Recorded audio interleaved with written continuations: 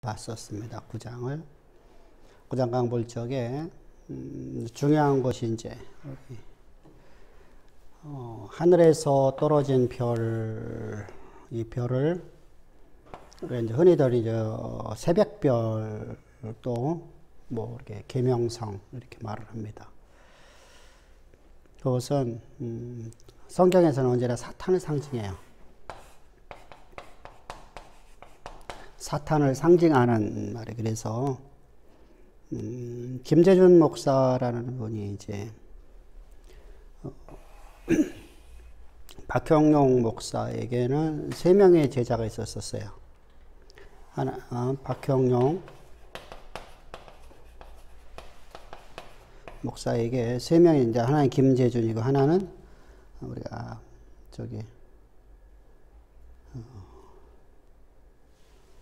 누구지?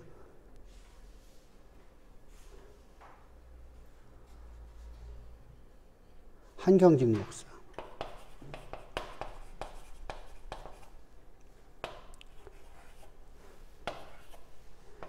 세 번째로다가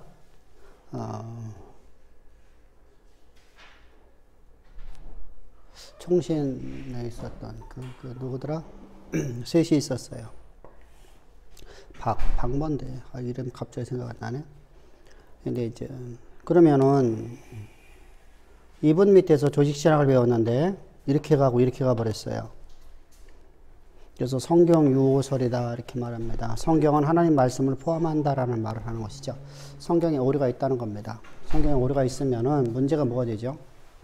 우리는 성경 무호설이에요. 우리 기독교는 무호설이에요. 성경 무호설이라면 성경은 1.1핵도 오류가 없다는 겁니다. 하나님 말씀은 절대로 다 오류가 있을 수 없다는 것이죠. 상충되는 것처럼 보여지는데 오류가 없어요. 하나님 말씀이 이곳과 저곳에서 부딪히는 것처럼 보여져요. 근데 오류가 없이 이어져 나가는 겁니다. 그래서 우리는 성경의 하나님 말씀을 하는 말씀이라고 할 적에 말씀이 곧 하나님이라는 겁니다.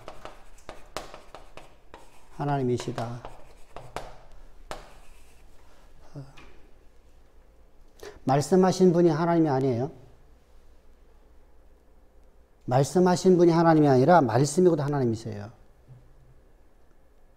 그래서 하나님이 곧 말씀이시다. 하나님이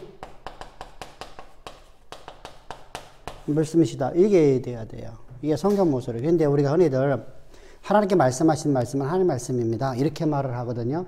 그건 잘못된 말이 돼요. 그건 오류가 있다는 거예요. 오류. 왜 그러냐면 성경 안에는 이렇게 왜 그렇게 되게 되면 일리 가게 돼 다시. 무슨 말이죠? 성경 안에는 하나님께서 말씀하신 말씀도 있지만 제자들이 하는 말도 있잖아요.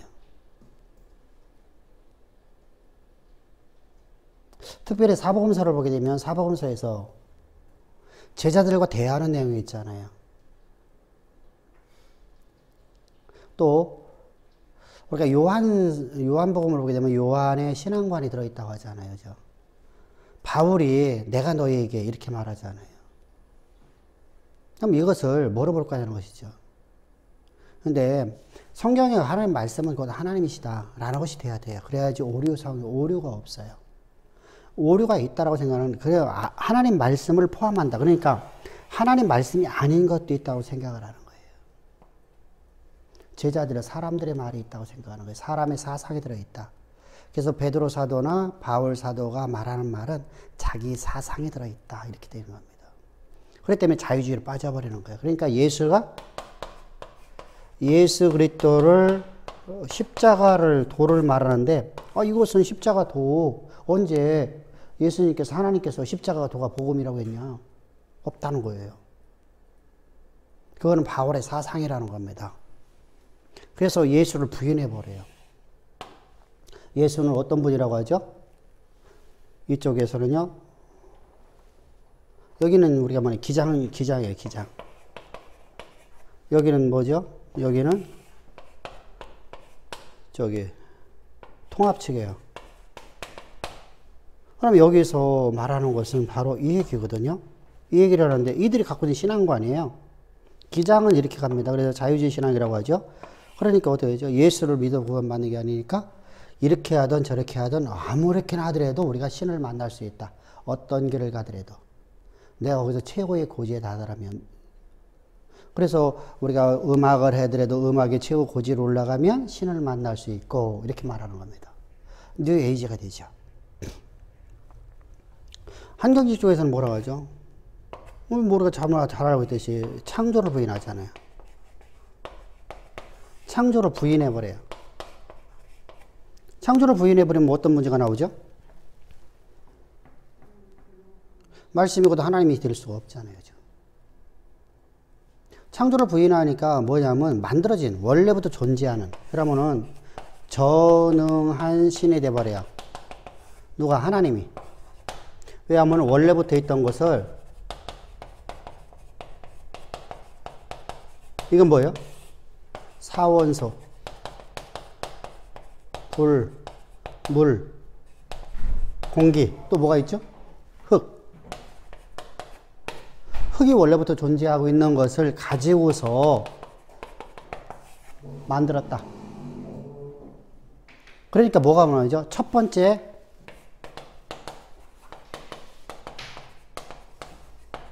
창조가 혼돈되었고, 이렇게 나가는 거예요. 한문풀이죠. 한문풀이요. 왜 그러냐면 박형룡 목사의 신학은요, 조의 신학은요, 한문풀이였거든요. 조의 신학이 바로 한문풀이입니다. 한문 갖고 얘기합니다.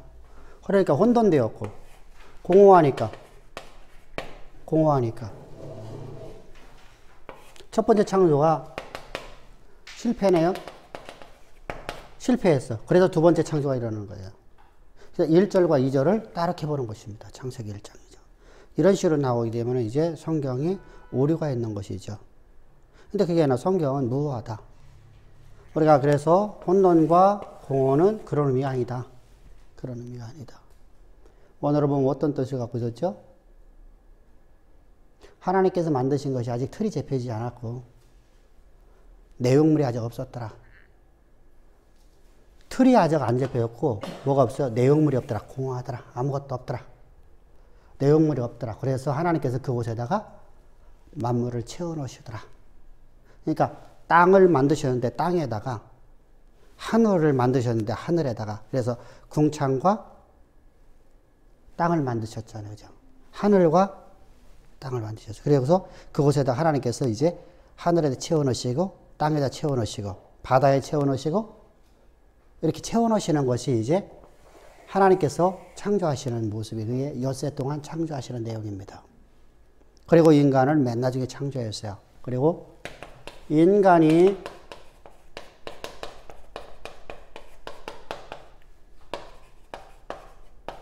환경을 완벽하게 만들어 놓으시고 인간을 창조했어요. 그리고 다스리라. 정복하라. 명령을 주시죠. 그래서 우리가 항상 주의해야 된다. 그러면 찬송이라 여기서 이제 우리가 중요합니다. 성경을 우리가 이제 하나님 말씀을 포함한 될 때 우리 찬송가가 찬송을 한다고 할 적에 찬송이라는 게 뭘까요? 우리가 하나님을 찬양해야 되잖아요. 하나님을 찬양한단 말입니다. 우리가 찬송가라고 하는 오늘날 우리 성경에 있는 찬송가는 이것은 사실 1800년대부터 만들어지기 시작했어요. 그래서 실제로 다 우리가 쓰고 있는 것은 한 100여 년, 200년 차이 안 돼요. 그리고 우리가 찬송가라고 하는 것은 우리가 성경이 아니에요. 성경의 권위를 두면 안 돼요. 그건 사람이 만든 거예요. 그래서 거룩한 노래는 존재하지 않아요. 왜? 인간은 거룩하게 우리가 노래를 부를 수가 없어요. 우리는 하나님 앞에 신앙 고백하고 하나님의 이름을 송축하는 것밖에 없어요. 그래서 하나님 앞에 우리가 삼위 하나님께 올리는 송청, 송영이에요. 찬미의 노래예요. 그리고 신앙 고백과 기도를 담은 노래로서 교리적 성경 신학적으로 다 우리가 성경적으로 다 맞아야 되고 신학적으로 맞아야 돼요. 교리적으로 맞아야 된다는 거지. 한마디로 교리적으로다가. 교리적으로다도 모든 걸 말해요. 복음성어는 뭐죠? 복음성이라고 하는 의미 자체가 바로 우리 실천, 그 신앙의 실천, 그리고 선교의 책임 등을 내가 하나님 앞에 내가 복음 들고 나가리이다. 이런 노래예요. 근데 지금 이것이 다 무너져 있죠, 사실은요. 다 무너져서 찬송가라고 하는 것은 전부 다 하나님을 성령하는 것보다도 뭐가 나오죠? 나 도와주시옵소서가 나오죠. 나 뭐 좀 해주시옵소서. 그런 것이 된단 말이에요. 그러면 하나님께 찬양 드리는 게 아니에요. 그건 기도도 아니에요. 그건 무속이라고 하는 겁니다. 무속. 그래서 우리가 항상 우리가 고백을 해야 돼요. 하나님 앞에. 그러면 하나님 말씀이 곧 하나님이시라고 한다면, 말씀이 곧 하나님이시다. 하나님이 곧 말씀이시다 하면은 그 말씀을 약속이잖아요. 약속을 믿음으로 우리가 고백을 해야 되죠. 그래서 기도를 담은 노래예요. 찬송은 기도를 담은 노래예요. 약속을 믿음으로. 그러니까 아브라함이 자신의 몸이 죽고도, 자신 안에 사라의 몸이 죽고도 약속을 믿고 의심치 않았더라. 이게 찬송이에요. 이게 찬송이에요. 그래서 우리가 항상 우리가 주의해야 된다. 자, 그러면은 하나님께서 이제 누구에게 물열쇠를 줬죠? 사단에게 줬잖아요. 새벽별에게, 계명성에게 계명이 떨어졌는데 그에게 열쇠를 줬잖아요. 그래서 그 열쇠는 무적행의 열쇠였었어요. 그럼 무적행에 떨어져 있는, 갇혀 있는 천사가 열쇠를 가지고 있으니까 무적행은 사단의 집이다. 그래서 아비소스라고 하죠. 바닥이 없는 깊은 심연이라는 뜻이에요. 바닥이 없는 깊은 심연. 첫 번째로다가 이것은 우주적 물리적 공간이 아니에요. 우리가 하늘나라를 말하듯이 우리가 어떤 공간, 물리적 공간으로 잠깐만 생각을 하려고 해요. 그래서 저 구만리 장천과 이 땅을 나누려고 하는데 주께서는 말씀하시죠. 여러분, 하늘나라는 하나님이 다스리는 나라가 하늘나라죠. 하나님이 통치하는 나라가 하나님의 나라예요. 그러면 우리를 하나님이 통치하시면 이 나라가 하늘나라네. 그죠? 물리적 공간으로 보면 안 돼요. 물리적 공간이 아니에요. 그래서 너희는 천국이 여기 하늘나라가 여기 있다 저기 있다 하지 말라. 너희 안에 이미 임하였느니라. 그러니까 물리적 공간으로 보지 말라는 거예요. 이처럼 저 무적행이라는 아비소스라는 이 저것도 우주 가운데 물리적 공간이 아니라는 겁니다. 공간이 아니에요. 그러니까 우리가 저렇게 해석하니까 그러면은 지옥이라는 것은 물리적 공간 아니면 어딥니까? 천국이 여기인 것처럼 지옥이 여기가 될 수 있잖아요. 그래서 주님은 말씀하시죠. 믿지 않는 자는 모두가 다 저주 가운데 있느니라. 그러면 저들을 보십시오. 저들이 우리보다 더 잘 사는 것처럼 보일 때가 많잖아요. 우리가 더 잘 될 때가 많고요. 근데 저들을 하나님께서 뭐라고 말씀하시냐면, 자요. 저들은 영원한 사망, 그러니까 주님의 재림과 함께 저들은 어디로 가게 되냐면 불못 가운데 빠진다고 그래요. 그 불못은 이제 그때는 뭐가 되죠? 하나님의 번제단의 불이, 여호와의 불이 온 세상에 덮어버려요. 그러면은 우리는 어디에 생명의 불 가운데 있는 거고, 저들은 사망의 불 가운데 있어요. 영원히 타지 아니, 영원히 꺼지지 아니하는. 그래서 이 사람에게는 향기로운 냄새가 나는데 생명의 냄새로 나고 저 사람에게는 사망의 냄새로 나기도 한다는 거예요. 그게 번제단 불이에요. 그래서 우리가 번제단에서 뭐가 타죠? 죄가 타죠. 죄인이 타죠. 범죄자가 타죠. 그곳에서 우리가 영원한 생명을 얻죠. 그럼 우리에게는 생명의 불이었고 죄인에게는 사망의 불이죠. 그곳에서 영원히 타버리는 것이죠. 그래서 우리가 물리적 공간이라고 우리가 오늘날 우리 여기 있는 물리적 공간으로 보는 게 아니라 저것은 영의 세계가 갇혀버리는 겁니다. 영혼의 세계가 갇혀버리는 겁니다. 그리고 우리 육이 나중에 다 부활하게 되죠. 다 부활하게 됩니다. 믿는 자나 믿지 않는 모든 자가 다 부활되게 됩니다. 이때는 영화로운 몸이라 영의 세계랑 똑같아요. 우리처럼 지금 먹고 마시는 시대가 아니라 아무것도 먹지 아니하고 아무것도 마시지 아니하는 하늘나라에서 우리가 영생을 누리는 삶을 살아가는 것이고요. 육신이 우리가 하나가 되어버리는 거예요. 그러니까 예수님의 육신의 모습과 똑같이 돼요. 부활하신 예수님의 모습과 똑같죠. 시공을 초월하는 인생이 되죠. 그런데 그러면은 그런 시공을 초월하는 인생을 갖고서 영원한 불목 가운데 빠졌다면 어떨까요? 꺼지지 않냐는 불 가운데 빠져 있다라고 하면. 그리고 영원한 바닥이 없는 심해 가운데 가져 있다면 어떨까요? 저기 가는 것은 음녀와 소위 거짓선지자라죠. 귀신들도 가기 어려운 거, 가기 싫어하는 거. 지옥보다 더 고통스러운 것이니까. 그래서 우리가 시편을 보게 되면 저들은 죽은 자들이 존재하는 곳이다 이렇게 말하고 있어요. 음부라고 말하기도 해요. 음부. 죽은 자들이 내려가는 곳을 나타내기도 해요.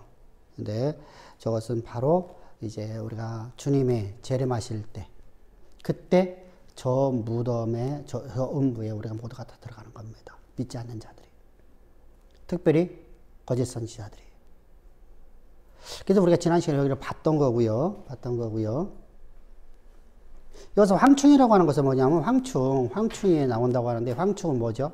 메뚜기예요, 메뚜기. 구약에서는 멸망의 상징으로 나타나죠. 구약에서는 멸망의 상징으로 나타나는데 구약에서 멸망의 상징으로 나타날 적에 우리가 애굽에 내렸던 재앙을 말할 적에 애굽에 내렸던 재앙. 또 하나님께서 심판하실 적에 이 메뚜기 재앙을 통해 하나님께서 심판하실 때가 있어요. 그래서 구약에서는 멸망, 하나님의 심판으로서 이제 쓰여지는 것이 황충입니다. 그리고 하나님께서 요엘서를 보게 되면 이제 앞으로 우리 요엘서를 보고 나가고 있습니다. 요엘서를 보게 되면 하나님이 이스라엘을 향한 심판으로서 바벨론 군대를 묘사할 때 사용해요. 그러니까 황충이 와서 너희를 갖다 먹을 것이다 이렇게 말하는데 이게 바로 바벨론 군대를 상징하거든요. 이게 실제로 다 바벨론이 쳐들어오거든요.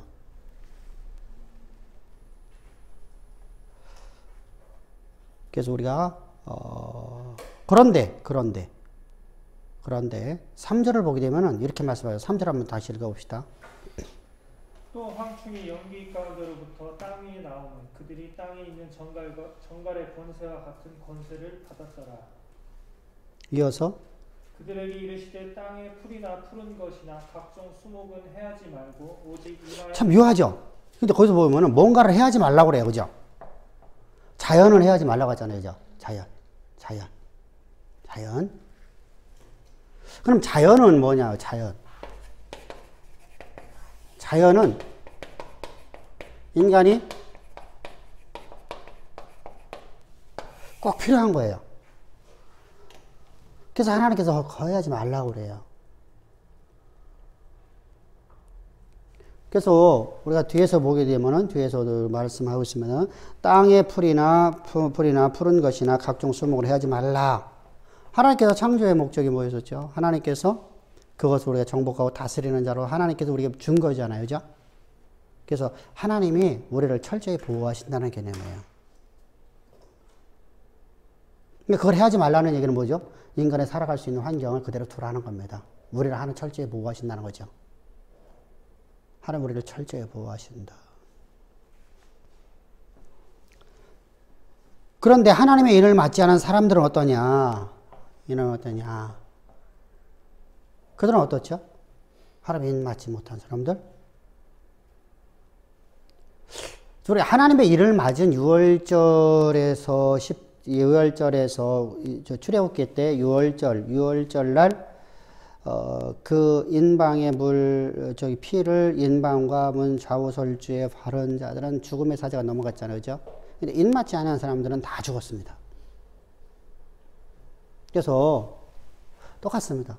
하나님의 일 맞지 않은 사람들은 모두가 다 사망으로 받아옵니다. 사망으로 갈 수밖에 없어요. 그래서 오직 이마에 일 맞지 않은 사람들을 해하라. 그럼 누구로부터 해야 받는 거예요? 앞에서 그래도 황충이잖아. 황충. 사단으로부터 권세를 받아갖고 황충이 뭐하죠? 일 맞지 않은 사람들을 갖다가 뭐한다? 여기서 우리 계시록의 목적을 볼 수 있어요. 계시록의 기록 목적이 있어요. 기록 목적은 뭐죠? 요한계시록의 심판을 말하면서 성도를 위협 주려는 게 아니죠. 심판을 말해갖고 성도를 두려움, 위협을 주어서 교회를 이탈하지 못하게 하려는 게 아니잖아요. 그럼 뭐가 되죠? 그러면 하나님 사랑에서 우리가 예수를 믿는 게 아니라 두려움 속에서, 공포 속에서 예수를 믿게 돼요. 그럼 하나님의 은혜가 없잖아요. 은혜 받지 못한 사람이 어떻게 우리가 은혜 안에 거할 수 있겠어요?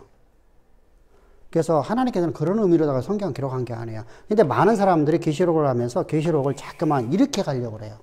공포로 심어주려고 그래요. 공포로 심어주면 안 돼요. 그 심판의 또 비밀을 말하고자 하는 것도 아니에요. 그러니까 종말의 때를 알려주고 뭔가 마지막 날을 알려주려고 하는 게 아니란 말이죠.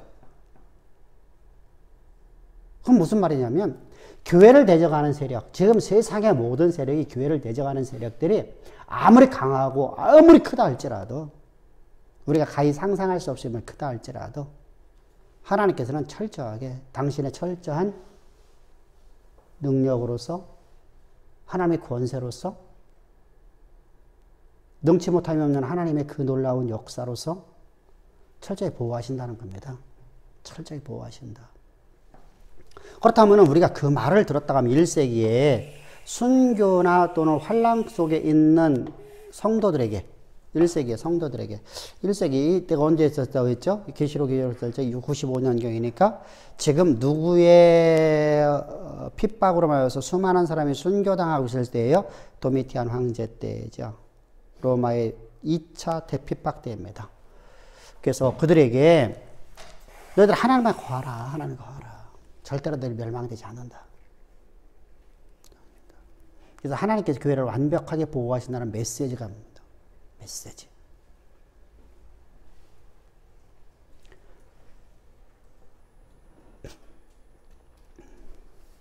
그런데 여기서 중요한 게 있어요. 5절에 보면요, 묘한 말씀을 하고 있어요. 5절 한번 읽어봅시다. 그러나 그들을 죽이지는 못하게 하시고. 그럼 누구예요?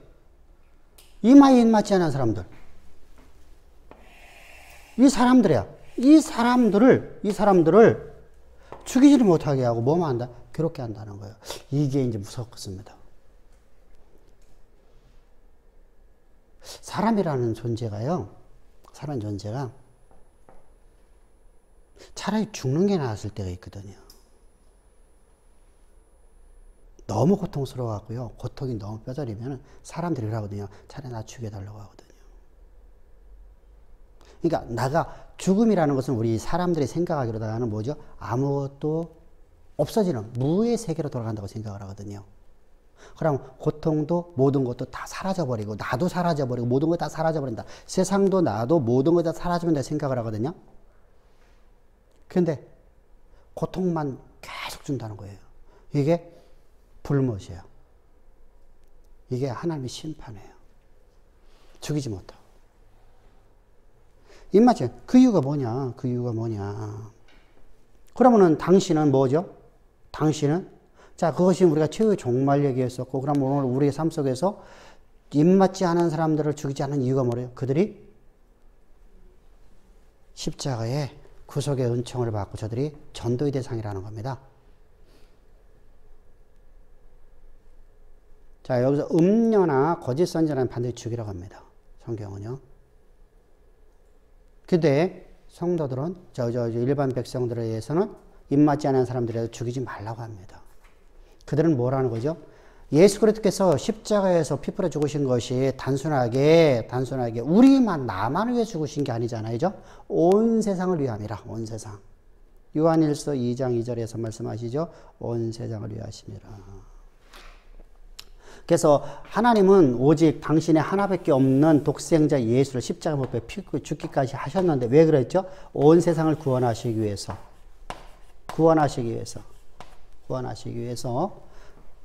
그래서 하나님께서 해야 할 권능만 위임해 주는 거예요.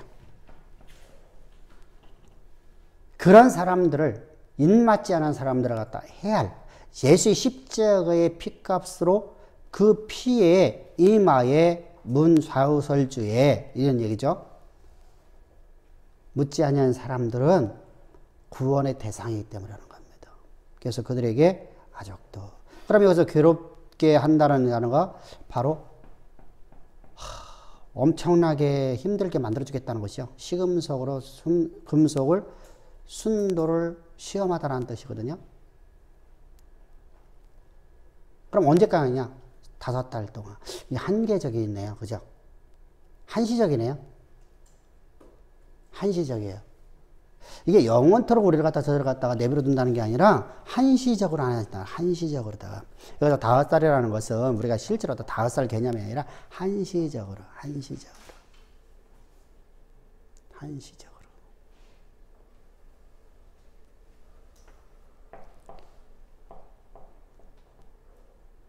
그래서 우리는 하나님께서 우리에게 베푸는 은혜를 가지고 우리는 항상 복음을 증거하는 자들이 되어야 돼요.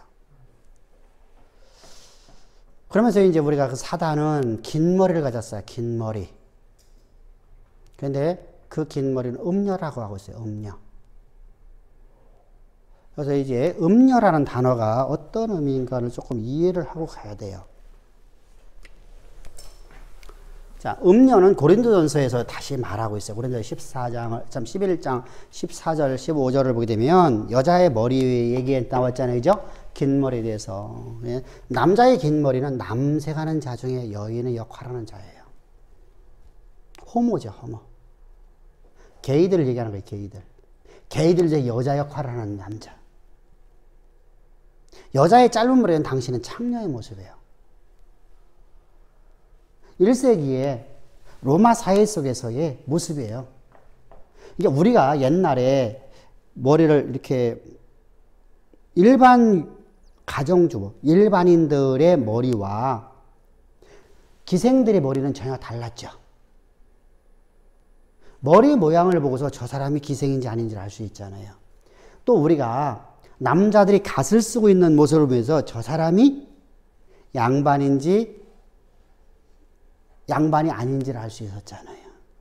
중인인지 아니면 노예인지를 알 수 있었잖아요. 이처럼 이 로마 사회 속에서는요, 머리를 가지고서 그 사람을 이렇게 보여주는 거였었어요. 그래서 남자의 긴 머리는 남색하는 자 중에 여인이고, 여자의 짧은 머리는 여인은 창녀의 모습이었었다. 그래서 긴 머리 음녀라가 뭐죠? 악한 사람이네, 그죠? 긴 머리 음녀는. 긴 머리니까 뭐예요? 여기 얘기하는 게 여기 얘기라는 거잖아요, 그죠? 남색하는 자잖아요. 하나님의 말씀 원칙과 법칙을, 하나님이 만드신 법칙을 떠나버리는 자들이에요. 그게 음녀죠, 음녀. 음탕한 사람들.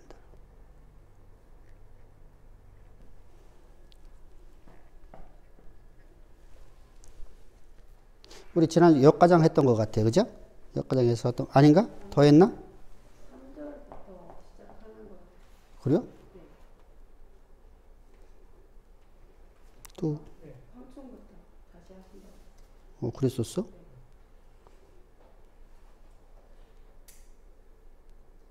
그냥 나왔으니까 갑시다, 그냥. 뭐, 그렇게 중요하지 않으니까. 자, 이제 5번째 나팔 재앙이 끝났습니다. 이제 두부의 재앙, 6번째와 7번째 재앙이 남았습니다. 이것이 바로 12절입니다. 첫 재앙에도 죽음을 능가하는 고통이 있었는데 두 남은 재앙은 얼마나 고통스러울까요? 그죠? 그러나 그런 환경 속에서 교회가 철저하게 보호되고 있다는 겁니다.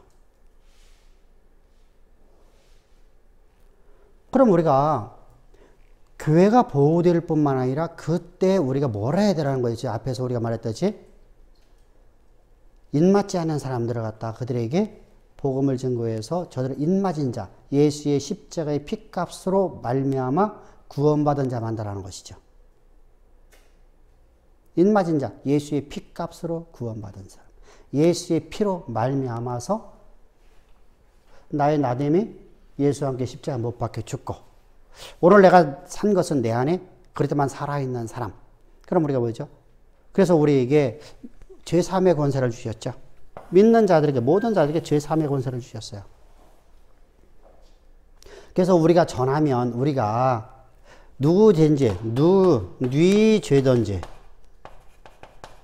그대로 두면 그대로 있을 것이고 그를 사하면 사함을 받으리라 이렇게 말씀하시죠.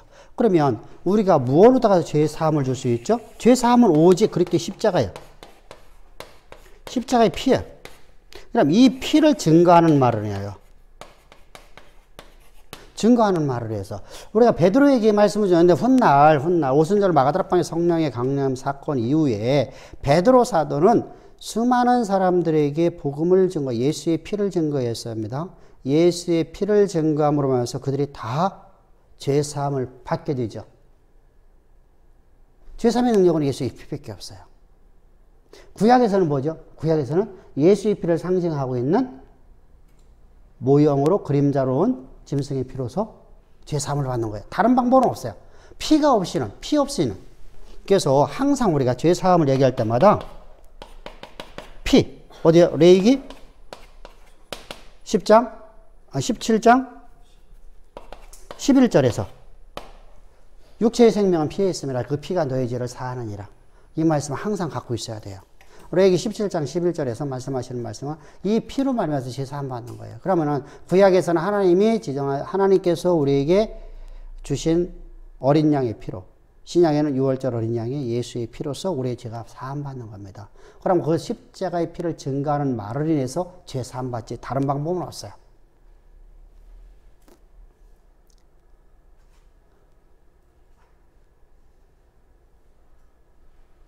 그러면 여기서 중요한 게 하나가 있네요. 그죠? 사단의 졸개들이 지금 황충이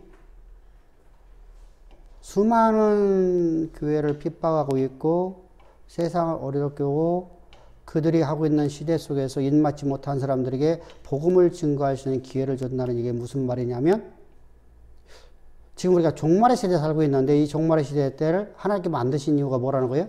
하나님의 영원한 목적을 이루기 위한 도구로서 하나님의 섭리로서 저 사단을 사용하고 있다는 겁니다.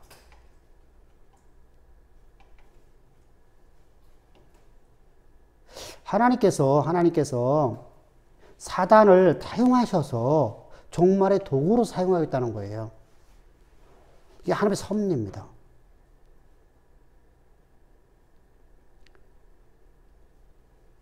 이따가 이 문제에 대해서 우리가 살펴볼 거거든요. 이게 어떤 의미인가를 우리가 자세히 이해를 해야 돼요. 그래서 교회는 항상 온 세상을 구원하는 사명받고 소명의식을 가지고 살아야 된다. 그러면 여기서 이제 중요한 겁니다. 여기서 이제 요 얘기를 하려고 지금 이 얘기가 들어오는 거예요. 하나님이 쓰시는 선명한 기준이 뭐냐는 거예요. 하나님께 쓰시는 선명한 기준이 있어요. 기준이 뭘까요? 여기는 분명 열심이라고 써놨어요. 여호와 열심. 그래서 여호와를 열심을 내라 이렇게 써놨습니다. 그럼 내가 열심만 갖고 있으면 되나요? 자, 그래서 우리가 한번 여기서 선명히 규정해서 우리가 흔히들 우리가 말합니다. 자, 교회는 공명정대해야 된다. 정직해야 되고 신실해야 되고 우리가 세상적인 얘기입니다. 지금요. 세상에서 교회를 바라보는 것과 오늘날 목회자들이 잘못 성경을 이해해서 말하고 있는 내용을 같이 보는 겁니다. 자, 교회는 뭐 해야 되는데요? 공정해야 되고 공평해야 되고 공명정대해야 하고 정직해야 돼요. 그리고 정의가 살아있어야 돼요. 자요. 왜 성경을 보면 그게 나오거든요. 성경을 보면 분명하게 우리가 성경은 공정하고 평등하고 공명정대하고 아주 정의로운 것처럼 보여져. 멋있는 이상이죠. 인간이 생각할 수 있는 범위가 완전하다고 여겨지는 거죠. 가장 인간이 생각할 수 있는 범위 안에서 가장 완전하다고 여겨지는 생각이 바로 이상이야, 이상. 이거 뭐 이상이라고 합니다. 성경을 잘못 보면 저렇게 보여져요. 이 얘기는 누가 했었죠? 이건 내가 갖고 들어온 거잖아요. 요즘에 기회는 평등해야 되고, 과정은 공정과 공명정돼야 되고, 결과는 정의로워야 된다. 그죠? 뭐 사실 뭐 많은 지도자들이 이렇게 말했죠. 사실은요. 우리 이렇게 살아가면 교과서적이잖아. A학점 맞겠죠. A학점. 100점짜리죠. 저렇게 써놓으면 100분이죠. 무조건 100점이죠. 그래서 저렇게 살아가야 돼요. 근데 저것이 실현 가시나 현실 속에 살아갈 수 있을까?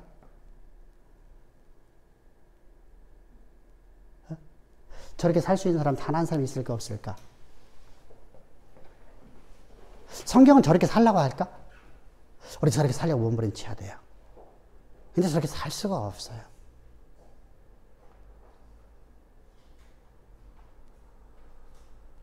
그럼 저렇게 안 산다고 우리가 죄가 될까? 죄가 돼요. 그럼 저렇게 살아간다고 해서 죄가 안 될까? 죄가 돼요. 이게 문제라는 거지, 이게요. 이게 성경에서 이게 가장 난점 중에 하나예요. 그러니까 혼돈하는 거예요. 자, 이렇게 살아가면 이상주의잖아요. 그럼 죄가 돼버려요. 이렇게 못 살아가면 죄예요. 이게 뭐 하는 거예요? 저렇게 살아갈 수 있냐? 못 살아가요. 근데 이렇게 못 사는데도 죄가 안 되는 경우가 있어요. 이게 문제죠, 이게요. 자, 이제 봅시다. 자, 정도전이라는 사람 우리가 전에 어제 우리가 말씀드렸습니다만 이 상세계를 했어요. 본질적인 접근으로서 정의롭고 공평하고 평등한 시대를 만들같이 참으로 멋있잖아요, 그죠? 그가 말한 나라는요, 꿈에 그리는 나라 아니에요? 자, 모든 백성들이 평등해야 되고, 응? 나라는 왕이 중앙 집권 되면 안 되고, 왕이 멋대로 자기 마음대로 하게 되면 왕 하나만 타락해버리면 나라가 멸망되어지니까 그걸 견제할 수 있는 삼정성과 육조 판서가 있어야 되고, 그래서 내각 책임제이면서도 그래도 군림하지 않은 나라, 왕도 군림하지 않고 내각도 군림하지 않은 나라. 이야, 꿈에 그리는 나라죠. 정도는 이거 펼쳐보도 못하고 죽었어요. 이방원한테 많이 죽었잖아요, 그죠? 그렇습니다. 모든 사람이 바라. 저도 이런 나라가 있다면 진짜 바래요. 유토피아니까. 보잖아요. 근데 이런 나라는요, 현실에서 실현 가능할까요? 불가능해요. 이상일 뿐이에요. 앞에서 말씀드린 인간이 생각할 수 있는 범위는 가장 완전한 생각일 뿐이에요. 생각. 이상일 뿐이에요. 그럼 이상과, 여기서 중요할 게 뭐예요? 이상과 현실이 갈등이 있는 걸 모르는 거예요. 이런 이상은요, 항상 발목을 잡혀요. 어디서? 현실에서 발목을 잡혀요. 자, 그럼 성경에서 말씀하시는 이 말씀이 현실 속에서 이것을 갖고 살아가면 율법주의라고 그래요. 현실에서, 신앙에서, 현실에서 발목이 잡혔잖아요. 신앙에서 거짓 신앙체가 되어버려요. 왜 그럴까요?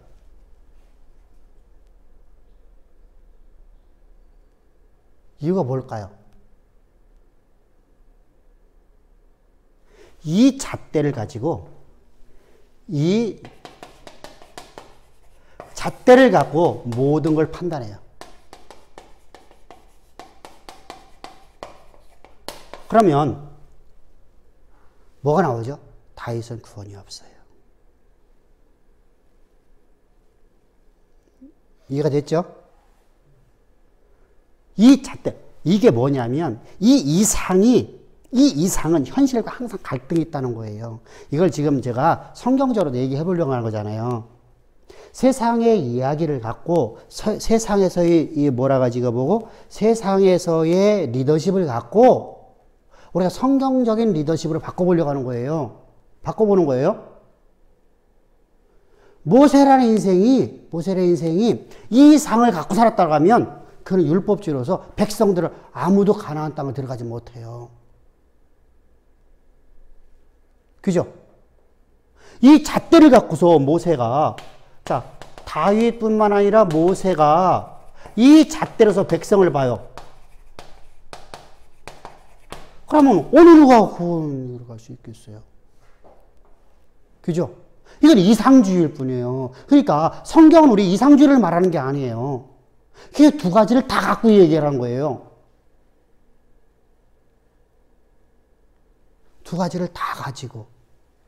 그래서 우리는 뭐 하죠? 아버지의 뜻대로 살아가는 거예요. 하나님이 우리에게 말씀하시는 말씀. 자요, 하나님이 말씀하시는 말씀이 우리에게 이렇게 말씀하실 때가 있는데 어떤 때는 하나님이 다윗이 간음을 했는데 나 마음이 아파대. 그럼 그 말씀을 따라야 되죠. 근데 어떤 자에게는 돌로 쳐 죽이래요. 그럼 공평하지 않잖아. 공정하지 않잖아. 어떤 자는 돌로 쳐 죽이고 어떤 자는 마음이 아파도 말이 안 맞잖아. 중요한 게 있어요. 하나님이 왕이라는 사실이에요. 우리가 왕이 아니라 내가 내각을 책임지는 자가 아니라 나와 왕과 동급이 아니라 자 정도전의 이상의 세계에 있어서는 이상세계에서는 왕과 내각이 동급으로 보는 거예요. 동급의 나라를 만들려고 한 거예요. 서로 견제하는 견제예요.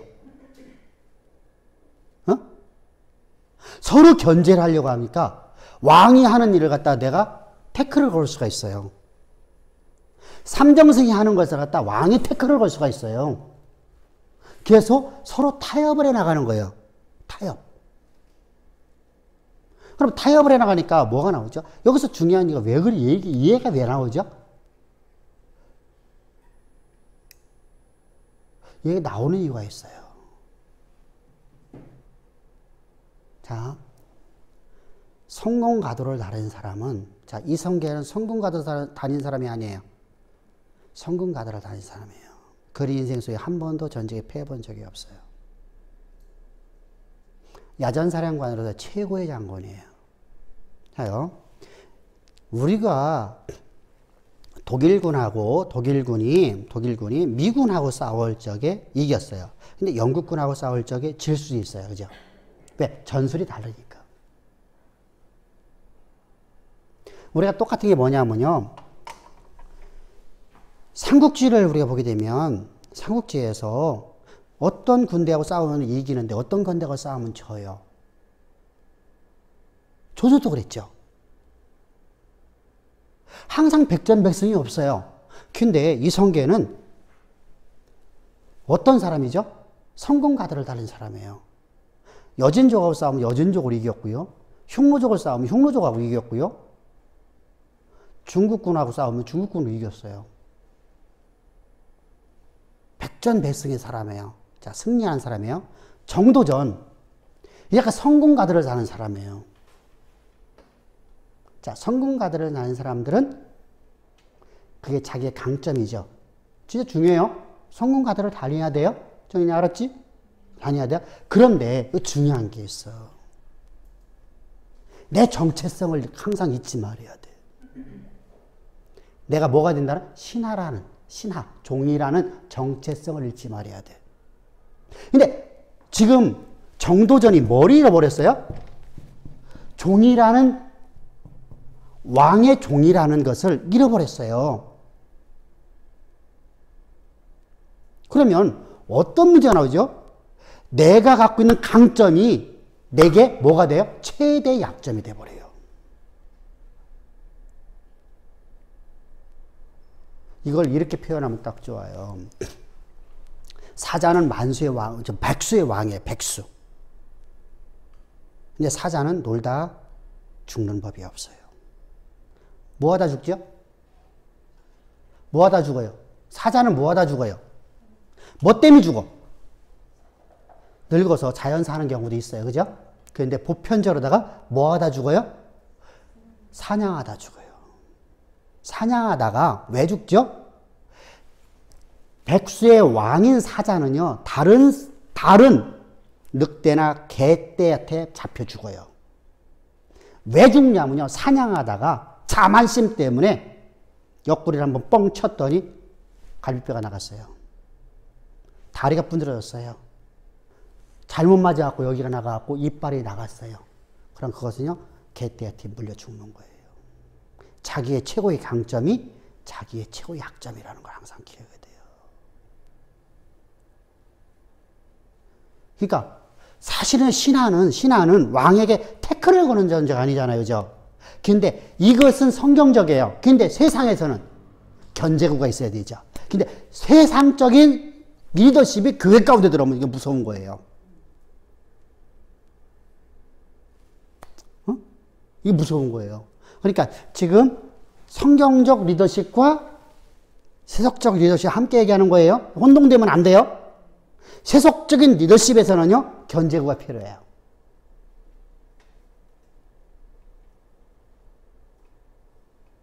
근데 교회에서 정치를 하려고 하면 안 된다는 거예요.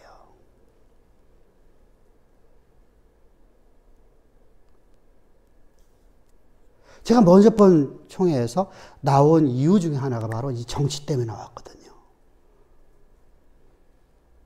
정치에 자꾸만 휘말려지니까. 내가 가고 싶어 가는 게 아니라 휘말려 가니까 자꾸만. 휘말려 가면은요, 쌈꾼이 돼버려요, 쌈꾼. 진짜 쌈꾼이 돼버려요. 목회 관심 줄 수가 없어요. 목회를 할 수가 없어요. 조용히 아무리 있고 싶어도요, 휘말릴 수밖에 없어요. 이 목회자 세계 속에서는요.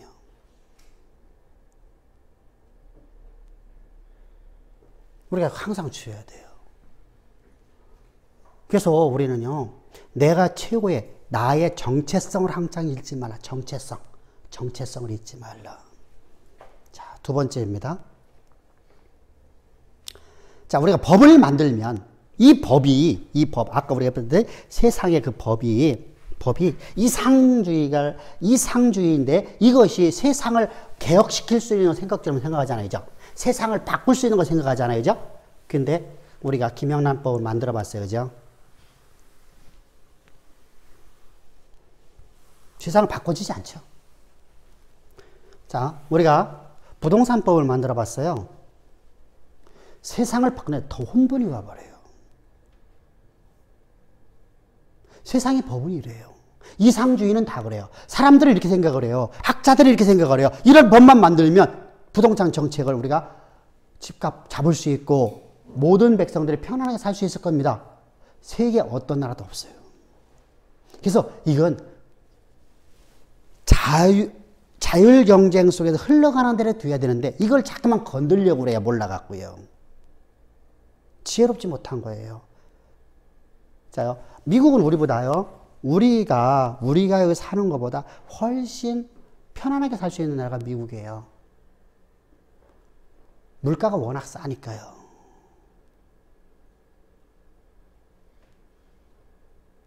고기값 싸죠. 채소값 싸죠. 쌀값 싸죠. 모든 게 싸요. 그런데 부동산 값만은 이거 방법이 없어요. 왜 그렇죠? 법을 잠깐 만들다 보니까 그렇게 된 거예요. 일본 안 되죠. 싱가포르 안 되죠. 집을 산다는 그들에게는 꿈 같은 얘기예요. 평생 동안 내가 아무것도 안 하고 해더라도 못 사요. 진짜 걔들이 말대로 로또 맞아야 돼요. 그만큼 그들에게 부동산 값이 크단 말이죠. 영국도 그렇죠. 세상은요, 법을 만드는 만큼 뭔가가 만들어져요. 로스쿨 만들면 사회 문제가 해결될 줄 알았었어요. 그죠? 다시 말하면 뭐가죠? 저 검찰 개혁이 될 줄 알았어요. 근데 안 되죠. 안 돼요. 이건 이상주의라고 하는 거예요. 그래서 우리가 항상 우리가 현실과 이상은 괴리감이 있다는 걸 항상 인정을 해야 돼요. 근데 우리 기독교인에는 괴리감이 있다 없다? 없다. 그러니까 성경적으로 해석을 해야 된단 말이에요. 성경은요 절대 괴리감이 없어. 왜? 하나님이 우리에게 명령하시는 바, 하나님이 말씀하시는 바를 따라서 살아가는 거예요. 우리는요. 공명과 정대, 법을 따라 살아가는 자들이 아니에요. 법을 따라 살아가면 우리는 아무도 구원받지 못해요. 아버지의 뜻대로 살아가는 거예요. 아멘? 자요, 내가 법대로 해야 법을 만들면 법대로 해석을 해야 되잖아요. 법을 만들어 놓으면 나는요, 그죠? 내가 범죄하는 순간 나는 지옥 가지잖아요. 그죠?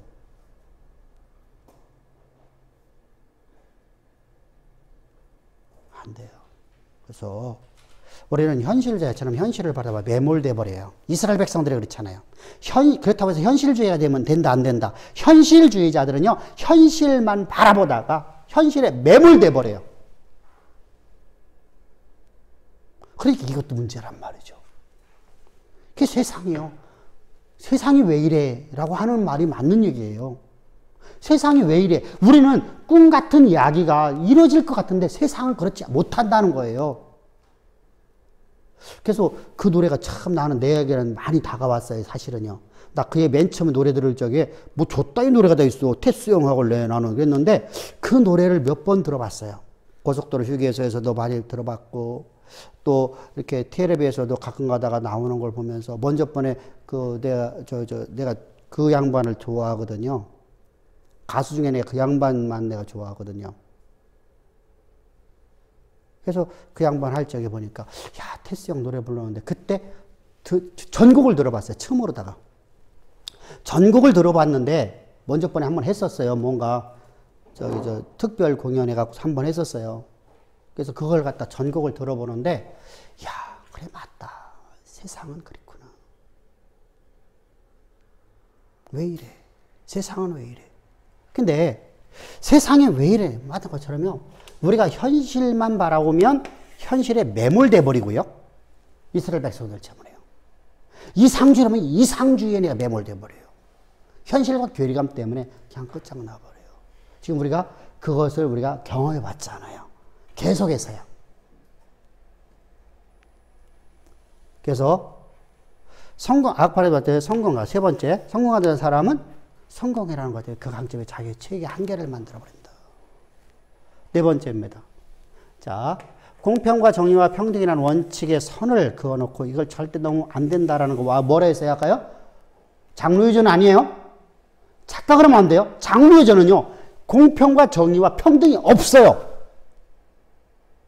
이 선 자체가 없이 자기들이 만든 법을 갖고 그 잣대를 갖고 얘기하는 거고요. 여기서는요 성경에 있는 하나님의 말씀이라는 잣대를 갖다가 잣대를 갖다 놓고서 그걸 원칙의 선을 절대 넘으면 안 된다. 넘으면 사망이다.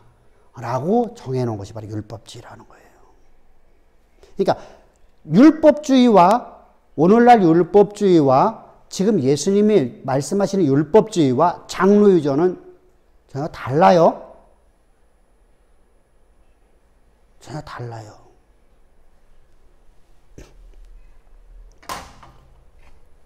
그럼 하나님이 쓰시는 선명한 기준이 뭐예요? 오직 하나님의 원하심을 따라 살아가는 거예요. 그러면은 이 원하심은 뭘 통해서 우리가 알 수 있죠? 성령의 이끄심이죠.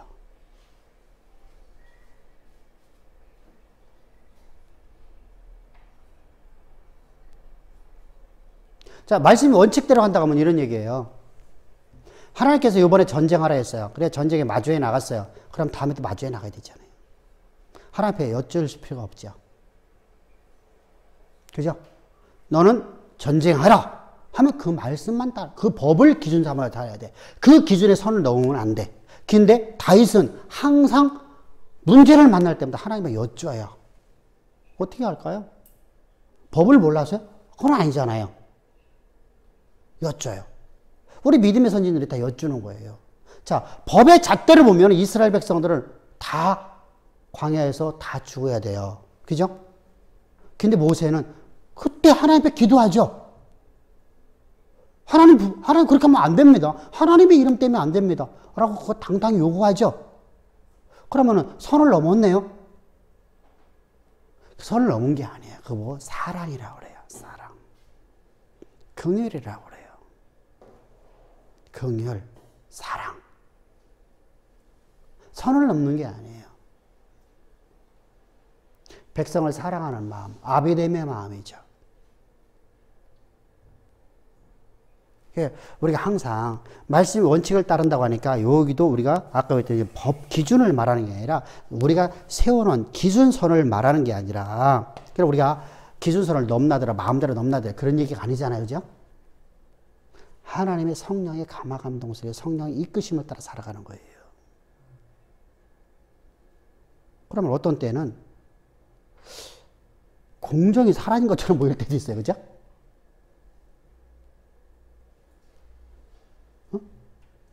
근데 우리는 항상 기준점은 갖고 살아가는 거예요. 기준점을 살아가는데 기준점에 매몰되면 안 된다. 이것이 기독교인의 삶이에요. 자요, 우리가 독재라는 말이 나와요. 독재. 이 민주사회에서는 독재가 없죠. 사실은. 그죠? 근데 내가 기준점을 세워놓고 요거에 매몰돼 살아가면 독재가 되는 거예요. 독재처럼 보이잖아요. 왜? 세상에 어떤 사람 말도 안 들어요. 요 기준점에서 자기가 살아가. 근데 나는 그랬는데 내로남불 되는 거예요. 왜? 내 기준은 나는 못 살아가니까. 우리는 살 수가 없잖아요. 살 수가 없어요. 나는 그래 못 살아. 근데 다른 사람에게는 요구하는 거예요. 이거 보고 율법주의라고 하는 거예요. 너는 천국문에 입고 서서 너도 천국에 들어가지 않고 내가 보낸 백성들도 낙원에 들어가지 못. 낙원이잖아요. 그죠? 저들에게서는 나들이 낙원이잖아요. 천국에 들어가지 못하게 하는 거다. 이 말씀을 하는 거예요. 이게 성경적 리더십이요. 사실은 되게 어려워요. 이것은 오직 성령의 감화감동 속에 들어가야 돼요. 성령의 인도하심을 따라 살아가는 거예요. 자, 모세가 성령의 인도하심을 따라 살아가는데 하나님께서 말씀하시는 바에 따라서 자, 너 광야 나가라. 그곳에서 하나님께 율법 주셨어요. 율법 주시고 나서 하나님이 그를 가서 40년 동안 이끌어가는데 야, 그죠? 그가 자기의 정체성을 잊지 않았더라면, 잊지 않고 살지 않았더라면, 정체성을 몰랐더라면, 잊어버렸다고 하면 그야말로 진짜 이단에 개수됐을 거야. 그죠? 그래서 우리가 항상 주의해야 된다. 그래서 우리가 항상 계시록을 기록하게 된 동기부터 이해를 해야 된다는 겁니다. 응? 항상 이곳으로 항상 초점이 맞춰져야 돼요. 계시록을 기록한 동기부터. 자, 불같은 환란으로부터 자신의 생명을 부지하기 위해서 배교하고 있는 시대입니다. 1세기 말이죠. 1세기 말에 도미테노 왕대 때 그래서 요한은 이들에게 뭐 하고 있는 거예요? 하나님의 실체, 이게 제자가 아니라 제야 되지, 그지? 이렇게 해야 되나? 이렇게 실제. 아이 되지? 실제를 생생하게 묘사하고 있어요. 하나님이 바로 이런 분이다. 예수님이 바로 하나님이시다. 그분으로 세계가 지어졌다. 그분은 생존하신 하나님이다. 여러분들, 자 보세요. 이분이 우리가 예수 그리스도를 믿는다. 근데 예수를 믿는다고 하면서 왜 배교할까요? 예수가 진정으로 창조주라고 하면 우리가 배교를 할 수 있을까요? 어? 그분이 진짜 온 우주의 통치자라고 하면 우리가 배교할 수 있을까요? 그분이 오늘도 역사를 당신의 뜻대로 써내서 역사의 주권자라고 하면 배교할 수 있을까요?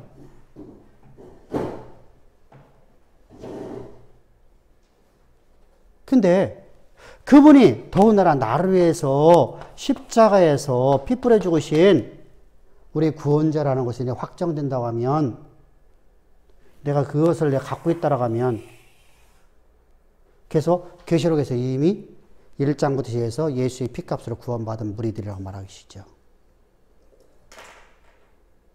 1장, 5장, 7장에서 계속해서 말하고 있었죠. 자, 우리가 1장 5절, 1장 5절, 7장 몇 절이요? 자, 아니, 저기 5장, 7장 14절 이렇게 해서 예수의 피값으로 세워 구원받은 백성들이 흰옷의 무리들이라고 말하고 있잖아요. 그죠? 그럼 예수의 십자가의 피로서 구원받은 백성들에게 자, 그분이 우리의 창조주요, 그분이 우리의 통치자요, 그분이 역사의 주권자. 자, 우리 창조주 뭐라고 얘기했었어요? 찬양받으실 하나님, 찬양받으실 그리스도. 그죠? 찬양은 누가 받는 것이다? 그래서 4장과 5장에서 찬양받으실. 그리고 2장과 3장에서 뭐 했었죠? 7초 때 사인에 나시는 예수. 7초 때 교회의 주인이신 예수. 또 그분으로 말미암아서 세상이 통치되고 있는 것을 그분이 바로 통치하고 있는 것을 사단에게 열쇠를 주신 분. 열쇠. 그죠? 그러니까 그분을 우리가 믿는다고 하면 배교하지 않잖아요. 그래서 예수님, 하나님이 바로 어떤 분인가 실제를 말하고 있는 거예요. 왜 그러죠? 당시에는요, 어떤 상황이 있었죠? 영지주의 사상 때문에요. 율법주의와 영지주의. 우리가 말하는 율법주의가, 성경에 말하는 율법주의가 아니라 당시에 장로의 유전을 믿고 있는 사람들과 또 누가 있어요? 영지주의자들 때문에요. 이 사람들에게 있어서는요, 예수님은, 자요, 우리가 오늘날도 예수의 십자가의 피값을 예수의 피로 말미암아서 구원받은 백성들을 안 가르치고 여러분들 예수 믿으면 구원받습니다 할 적에 예수라는 인간은 어떤 존재예요? 예수는 어떤 존재예요?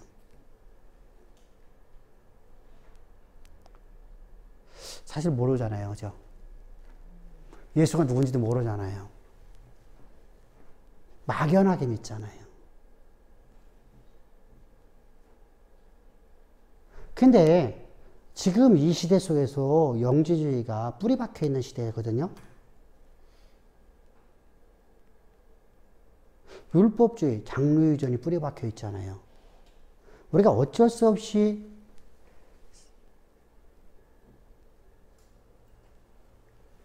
우리가 사도신경 왜 해요? 우리 나름대로가 하고 있어요, 지금요. 그죠? 요즘에 정말 새로운 사도신경 하라고 총회 공문 내려고 다 했었어요. 근데 우리는 옛날 거 갖고서 내가 믿사원이고 내가 빼버리고서 우리가 찬양 사도신경 하고 있어요. 근데 다른 사람들이 옛날 거 하니까 아무 소리 못 하는 것 뿐이죠. 근데 그것이 예배의 모범 안에 들어갈 필요가 있을까 없을까요? 없어요. 바울 시대에 있었을까 없었을까? 없었어요. 성령 시대 때 없었어요. 1세기 없었어요. 그럼 이게 후대에서 만들어진 거란 말이죠.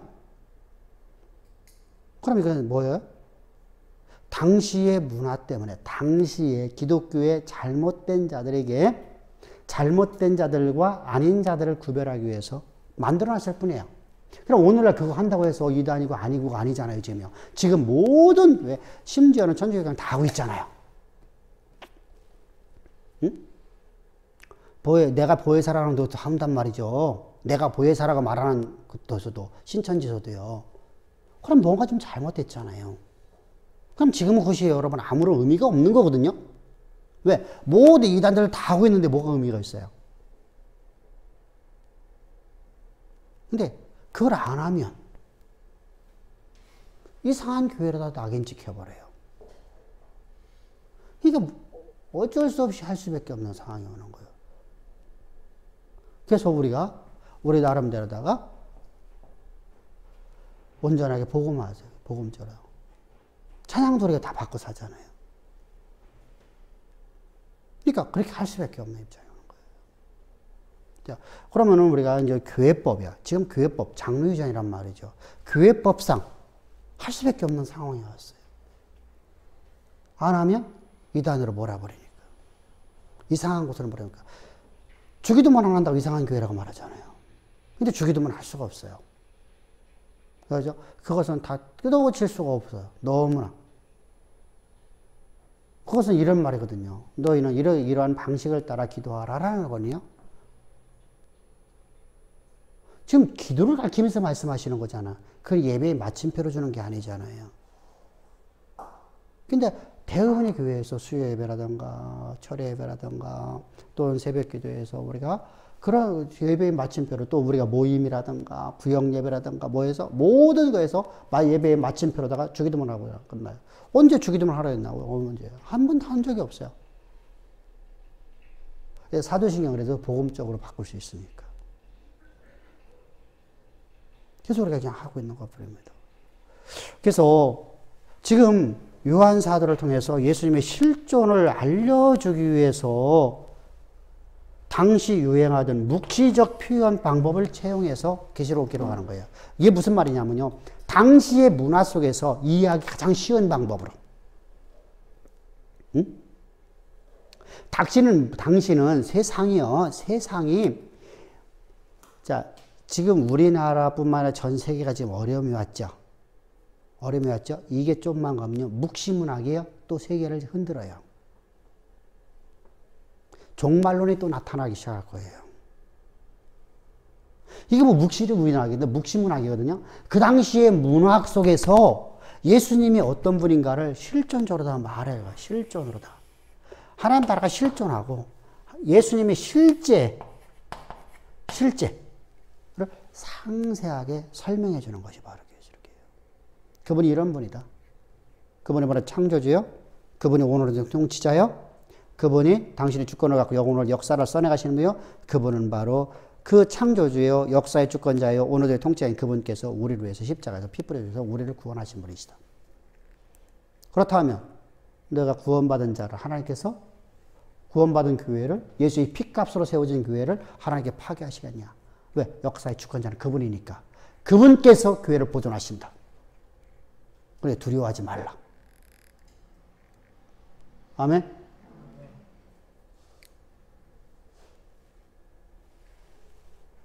그래서 계시록을 기록한 것이다. 그러니까 우리가 세상의 문학이라는 것을 당시에 사용하고 있는 거예요. 당시에 계시록, 묵시적인 문학이 아니었다라 하면 나라가 막 혼란기나 막 어려운 상황이 아니고 시문학이었다면 시문학으로 요한이 기록했겠죠. 당시 백성들이 듣기만 하면 다 알 수 있는 거예요. 그런데 우리는 이 묵시문학을 우리는 그 당시의 묵시문학을 이해를 못하는 거예요. 그러니까 자꾸만 종말의 때를 말하는 것이다 이렇게 말해버리는 거예요. 그런 의미가 아니거든요. 그럼 앞에서 우리가 말했듯이 뭐가 됐어요? 계시록이 사람들에게 공포를 주어서 사람들을 꼼짝 못하게 구속하는 것이 돼버려요. 그래서 계시록을 강해 듣고 난 다음에 두려움에 사로잡혔어. 그러니까 계시록은 듣지도 말고 보지도 말고 힘들으니까 이런 식이 돼버리는 거예요. 계시록은 예수에 대한 이야기예요. 기독론이거든요. 기독론. 예수님이 바로 이런 분이다. 그러니까 봐보세요. 예수님이 어떤 분이다.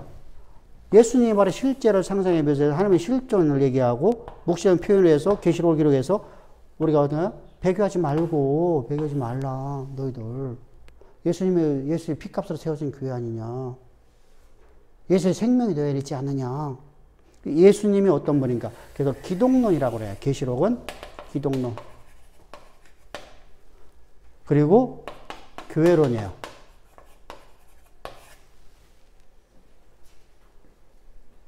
계시록에서 가장 강조하는 건 기독론이고 두 번째로 다 교회론이에요. 그럼 우리가 13절을 이제 봅시다. 그러고 나서 여섯째 천사가 나팔을 불매 내가 들으니 하나님 앞 금제단 네 뿔에서 한 음성이 나서. 자 이제 우리가 여섯 번째 나팔이 불렸습니다. 야, 여섯 번의 나팔이 불게 되면 이제 진짜 상상을 할 수 없는 어려움 재앙이 오겠죠, 그죠? 우리가 다섯 번의 그 나팔 속에서도 엄청난 권세가 사탄이 위임받아서 하는데 그때는 뭐를 못 건들게 했어요? 교회를 못 건들게 했고 또 뭐를 못 건들게 했어요? 하나님이 보호하셨고 또 뭘 못 건들게 했어요? 자연을 사람이 살아가는 자연을 사람에게 반드시 했어야 할 걸 못 건들게 했었어요. 그죠? 근데 이제 여섯 번째는 내 뿔이라고 하는 케리톤이라는 단어를 사용해요. 케라톤, 힘, 능력이라는 단어가 옵니다. 그래서 뿔은 언제나 물의 능력이에요. 능력. 듀나미스라는 단어로 사용할 수 있어요. 듀나미스라는 뭐지 그게? 폭발하는 거. 다이나마이트. 아, 말이 안 나오네. 다이나마이트. 이 듀나미스에서 다이나마이트라는 단어가 나와요. 네, 그걸 영어로 이제 라틴어에서 영어로 다 번역하면서 이제 다이나마이트라고 해서 그래서 이제 다이나마이트 이제 폭발하는 힘이죠. 엄청난 거. 우리가 원폭이 터졌다. 그럼 다이나마이트가 터지는 거예요. 똑같아요. 힘. 바로 그렇게 뿔은 엄청나겠어요. 근데 이 여섯 번째 인이 떼지는 것이 성도들의 기도와 밀접한 관계이며 성도들의 기도에 놀라운 능력이 있음을 말한다. 그래서 성도들의 기도 응답임을 강조하고 있어요. 자면은요, 우리 성도들의 기도는요, 믿음의 기도는요, 역사 자체가 된다는 겁니다.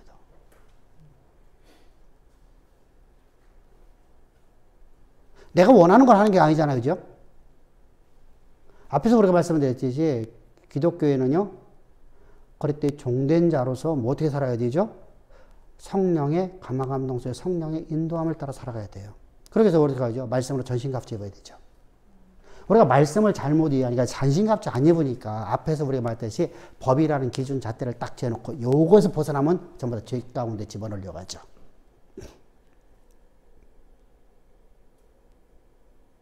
그죠?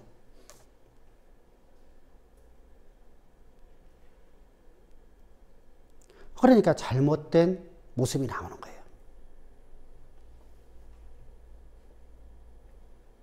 자, 우리가 집을 한 채 갖고 있어요. 두 채 갖고 있어요. 두 채를 안 갖고 있으면 우리나라 경제가 살아났을까요? 근데 두 채라는 사람을 갖다가 이전까지 우리가 뭐 있었죠? 죄인 만들어 놨죠. 이번 정권에서. 그죠? 잣대를 잘못 적용하고 있는 거잖아요. 그러면 맨 처음에 자기들이 세웠던 기준이 있잖아요. 뭐죠? 많은 집을 사갖고 임대사업을 해라. 임대사업자를 하는 사람에 대해서 혜택을 줬어요. 그죠? 그때는 부동산 값이 들썩거리질 않았어요.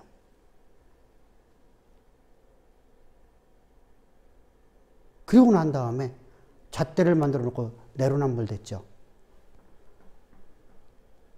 잣대가 자기들이 내는 기준이 안 돼요. 항상 그래요. 내가 만들어 놓으면요. 내가 만든 것은요. 절대로 내 기준이 되지. 내 기준이니까. 나는 거기에 벗어나 있어요. 그래서 우리가 참 문제를 만들어낸단 말이죠. 자, 그럼 성도들의 기도는요. 내가 원하는 걸 기도하는 게 아니라 누가 아버지의 뜻대로 기도해야 되죠. 뜻대로 기도하면 저 뜻대로 기도하는 기도는 반드시 응답이 되는 거예요. 그래서 여러분들의 모든 기도를 하나님이 다 듣고 계시며 또한 기도는 응답이 있음을 그러면 이거 뭐 해야 돼요? 낙담하지 말라. 낙담하지 말라. 하나님이 주신 소망을 굳게 잡으라는 겁니다.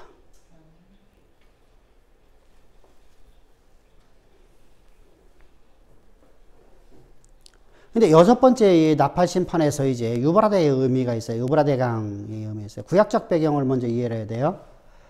구약적 배경에서 약속의 땅인 가나안 땅의 동쪽 경계예요.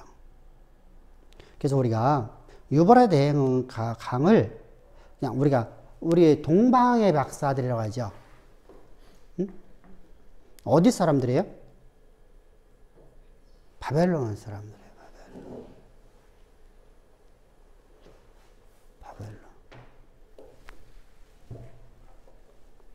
이게 바벨론, 아수르와 바벨론, 바사. 그래서 이들은 반드시 유브라데강을 건너야만 되거든요. 그래서 유브라데강의 의미는 바로 그런 의미입니다. 이게 구약적 배경입니다. 두 번째, 이 강은 세상에서 거짓 종교 제도가 나오는 바벨론 왕국이 흐르는 강이에요. 자, 우리가 거짓 신앙의 본산은 어디냐면요. 거짓 신앙의 본산은 어딜까요? 우리가 성경에서 말하잖아요. 항상 바벨론을 얘기해요. 율법주의는 분명히 우리 신약시대에 와서는 그렇게 말합니다. 신약시대에서는요. 신약시대에 와서 지금 오늘 우리 이 시대에 와서는 우리가 오늘날 기독교 안에 거짓신앙 체계가 만들어지는 모든 근원은 율법주의예요. 장로유전부터 시작합니다. 그리고 율법주의입니다. 그래서 두 개를 합해갖고 우리가 율법주의라고 말하고 있는데 그곳에부터 시작돼서 그래서 모두가 다 이원론으로 가요. 빛과 어둠. 또 뭐겠죠? 선과 악. 그러니까 뭐가 되죠? 영지주의랑 똑같네, 그죠? 그러니까 플라톤의 신플라톤주의의 이 플라톤의 이원론 사상이 교회 가운데 들어와 그냥 이게 흡수가 돼버리는 게 바로 그거예요. 이 영지주의는 곧바라다가 기독교 안에 들어오죠. 똑같은 사상이니까. 그래서 선과 악이라는 대립을 시켜버리거든요. 대립. 그래서 요 선 넘으면 선이고 요 선을 넘어가면 악이에요.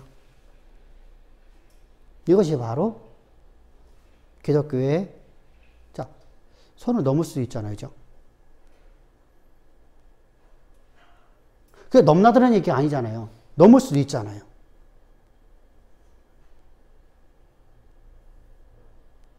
넘을 수 있거든요.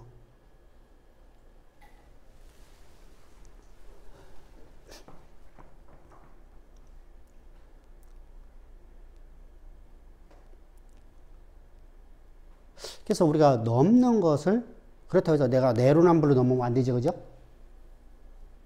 백성들에게 짐을 지어놓고 내가 넘으면 안 되잖아. 그죠? 그죠? 그런 식이 되면 안 되고요. 우리가 항상 하나님의 이끄심을 따라서 살아가면 넘어갈 수가 있다는 거예요. 그래서 이 거짓 종교 제도가 나오는 것은 바벨론 왕국이에요. 바벨론. 당시에는 바벨론 왕국. 바벨론 왕국으로부터 시작해서 또 우리가 나오는 거 어디죠? 당시는요, 저 로마. 사실은 로마로부터 시작되는 게 아니라 어디서부터 나오죠? 그리스죠, 그리스. 로마 영이죠. 당시는 왜 그러냐면요, 그 로마 영이기 때문에 로마 영. 그래요, 로마.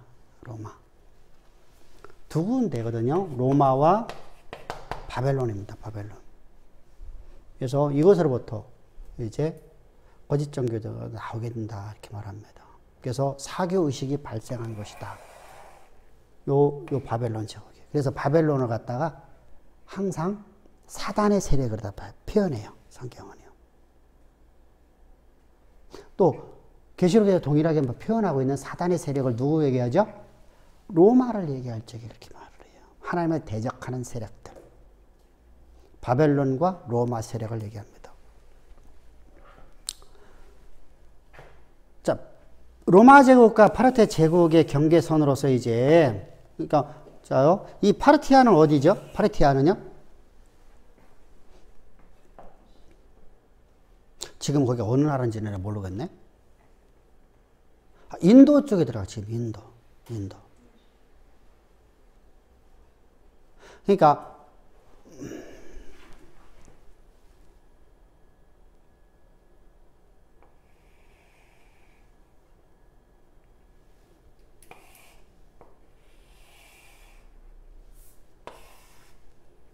여기가 사우디, 여기가 페르시아죠. 여기가 바벨론이잖아 말이야. 여기가 파르티아. 여기가 당시는 인도예요. 인도. 그리고 여기가 이제 미얀마.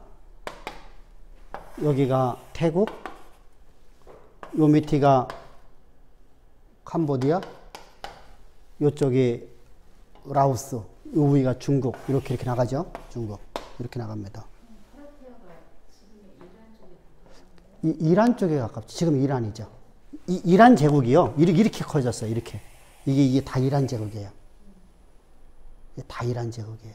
이란이 사우디아라비아. 근데 저기 누구지? 그저 고레스의 왕의 무덤은 여기 있었다고 합니다. 여기 있었대요. 근데 그 유적이 우리가 말하면 돌로 만든 재단에 왕궁이나 또 무덤을 그렇게 만든 게 아니라 그냥 모래라고 이들은 나무에다가 졌던 것 같아요. 그래서 흔적도 없이 사라져 버렸고, 그리고 어마어마한 금이 다 도굴돼서 하나도 없답니다. 걔네들 뭐 도굴이 아주 뭐 걔들은 아주 뭐 진짜 우리나라 개념하고 너무 다르더라고요. 뭐 피라미드도 만약에 다 막 도굴하잖아. 그래서 이쪽입니다. 그래서 그러려면 어떻게 되죠? 반드시 유브라데스 강을 건너야 되잖아요. 그죠? 그래서 유브라데스 저들이 건넜다는 것은요, 진짜 심각한 문제잖아요. 그죠? 그래서 그때 하나님께서 결박한 전사를 내어 놓아줘라. 이 천사는 뭐죠? 사단의 절개들이에요. 이들이 풀려난 게 뭐예요? 사람의 3분의 1을 죽이기 위해서요. 15절입니다. 내 천사가 놓였으니. 자, 앞에서 우리가 말했죠. 5달 동안 내비둔 자를 못하게 되어 있잖아요. 그죠? 근데 지금 뭐 하고 있어요? 하나님께서요? 이제 3분의 1을 죽이는 사건이 나타나요. 자, 15절입니다. 시작. 내 천사가 놓였으니 그들은 그년 월일시에 이르러 사람 3분의 1을 죽이기로 준비된 자들이더라. 자, 여기서 이제 중요한 게 있어요. 여기서 죽이기로 했으니까 두렵잖아요. 그죠? 사람 3분의 1을 죽이면 여러분, 예를 들어 우리 민족의 3분의 1이 죽는다고 하면 5천만 중에서 진짜 엄청난 많은 숫자가 죽잖아요. 얼마나 두려워요. 근데 그 얘기가 아니에요. 여기서 말하고자 하는 것은 그 얘기가 아니라 이 얘기예요. 하나님 명령 없이는 아무런 행동 개시할 수 없다는 거예요. 이게 무슨 말이에요? 역사는 누가 이끌어간다는 거예요? 하나님이. 이걸 강조하려고 하는 거예요. 그러니까 요한이 쓰고자 하는 의도를 알아야 돼요. 계시록의 의중을 알지 못하면 자꾸만 우리가 매몰된다고 하잖아요. 거기만 바라보잖아. 심판하면은, 심판에 이게 피리 꽂혀버리면은요, 심판이라는 단어만 갖고서 우리가 자꾸. 근데 이 성경은 그런 성경이 아니라고 했잖아요. 기독론이라 했잖아요. 예수님이 어떤 분인가를 얘기하려고 하잖아요. 예수님이 교회를 보호하신다는 얘기를 하는 거잖아요. 세상의 모두가 멸망되는 교회는 보존된다는 얘기를 하려고 하잖아요. 그분이 누구라는 거예요? 역사의 주권자라는 것이죠. 그러니까 무슨 말을 하려고 하면, 그럼 거기다 기준을 맞춰갖고 우리 해석을 해야 돼요. 그죠? 그럼 이것이 필요 없는 게 아니야. 이런 심판이 있다. 6번째 나팔이 떼어지면은 이런 문제가 있다. 그래도 너희 두려워하지 말라. 염려하지 말라. 왜? 역사는 하나님이 쓰시는 거다. 하나님이 주신 권세 갖고 그들이 하는 것 뿐이니까 우리는 해야지 못한다. 하나님이 주시는 권세를 갖고 믿는 우리를 갖다 하나님이 하시겠냐? 안 한다. 우리는 예수의 십자가 핏값으로 세워진 사람이다. 분명히 일부 순교당하는 사람도 있어요. 그죠? 순교자 얘기를 거라는 사람도 있어요. 그러나 일반 모든 사람이 그게 아니잖아요. 그죠? 순교당하는 사람은 특별한 은혜를 받은 사람 몇 명 있는 거예요. 모든 성도가 순교를 당하는 게 아니라, 그러면 여러분들 아무도 교회가 남지 않고 우리가 복음 전할 수가 없잖아요. 복음을 전하라고 했잖아요. 계속해서 지금. 복음을 전하라고 했는데 복음 전할 자가 없이 전부 다 순교당하면 어떻게 될 거예요? 그죠? 그게 아니다. 순교당하는 사람들은 누굴까요? 보편으로다가 교회 지도자들이에요. 목회자들이에요.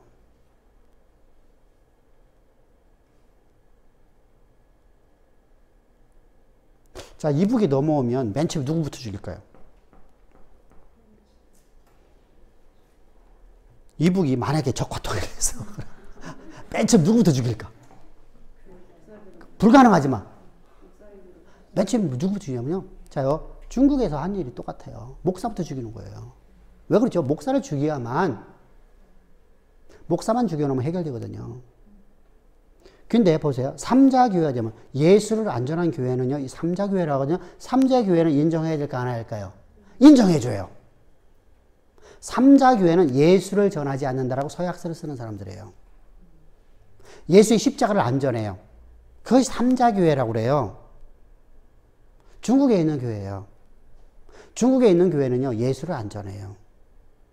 십자가 복음을 절대 전하지는 못해요. 그러면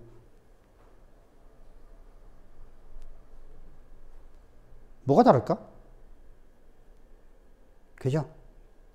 십자가 전하는 교회들만 죽는 거예요. 목사들부터. 맨 처음 죽는 게 그거예요. 그럼 왜 못하죠? 세계 이목 때문에 절대로 다요 교회를 파괴를 못해요. 그러니까 교회라는 명맥은 주는데, 자, 이북도 교회는 있어요. 그죠? 이북도 교회가 있어요. 자기들 종교 자유라고 그래요. 그래야지 세계에서, 그죠? 근데 거기는 예수를 못 전하잖아요. 그러면 생활윤리 전하는 거예요. 생활윤리 전하는 교회는 내버둔다니까.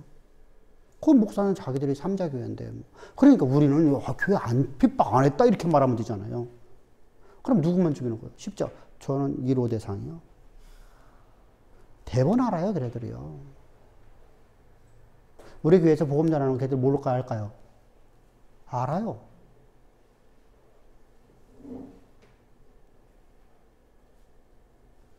여러분들 그게 무서운 거예요. 그러면은요, 우리가 여기서 말하는 것은 하나님께서 성도들에게 말하는 거잖아요, 지금. 요한은 무조건 간에 순교 1순위예요. 그죠?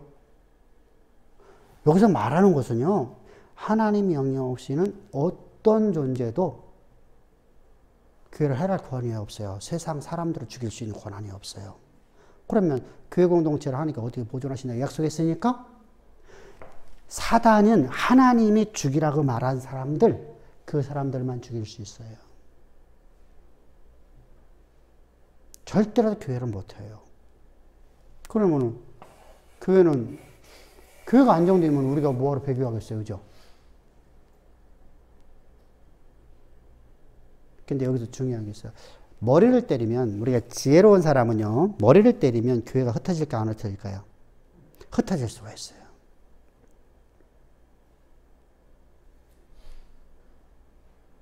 그래서 하나님은 계속해서 뭐라고 하죠? 말씀을 가르치라는 거예요. 말씀을 가르치라. 말씀 가르쳐 놓으면요, 자 보세요. 어머니가 아들에게 딸에게 가르치고 그 딸이 그 아들에게 가르칠 수 있죠. 그러다가 하나님이 쓰시는 종들이 나오죠. 그죠? 그럼 교회는 보존되는 거잖아요. 그래서 말씀으로 전신갑주입을 하는 거예요. 말씀으로 전신갑주입어서 너희들 마귀의 캐계를. 자, 우리가 말씀으로 전신갑주 입으니까 이 내용이 나오는 거지. 안 나오면 뭐가 돼요? 공포로 심어지죠. 종말의 날짜 얘기하죠. 그런 의도가 아니란 말이에요.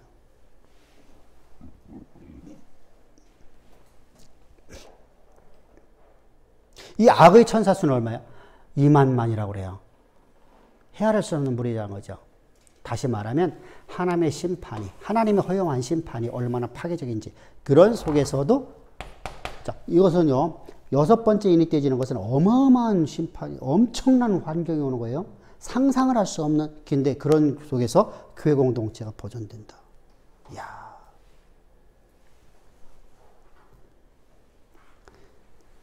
그래서 이제 17절부터 19절까지 한번 읽어봅시다. 시작. 이 같은 환상 가운데 그 말들과 그 위에 탄 자들을 보니 불빛과 자줏빛과 유황빛 호심경이 있고 또 말들의 머리는 사자머리 같고 그 입에서는 불과 연기와 유황이 나오더라. 이 새 재앙 곧 자기들의 입에서 나오는 불과 연기와 유황으로 말미암아 사람 3분의 1이 죽임을 당하니라. 이 말들의 힘은 입과 꼬리에 있으니 꼬리는 뱀 같고 또 꼬리에 머리가 있어 이것으로 해하더라.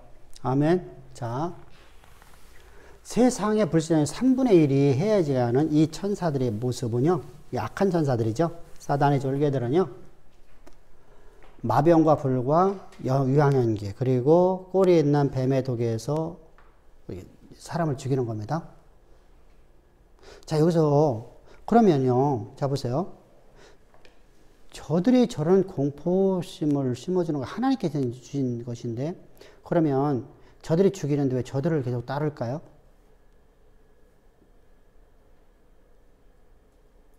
저들을 왜 따를까요?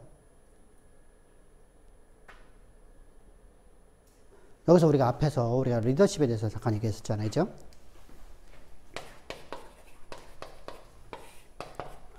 이성계는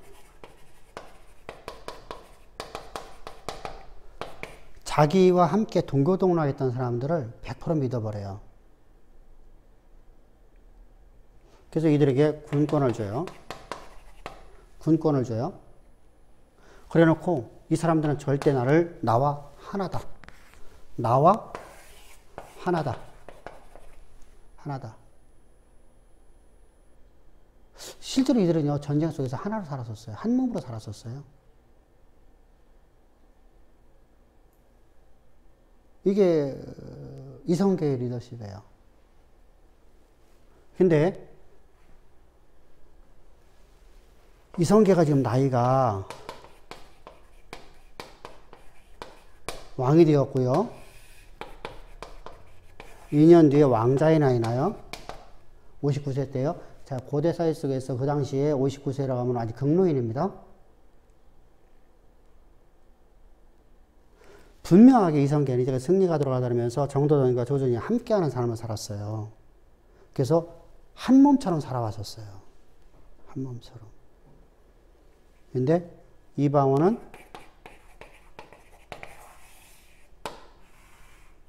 여기를 공략하고 여기를 죽여버려요.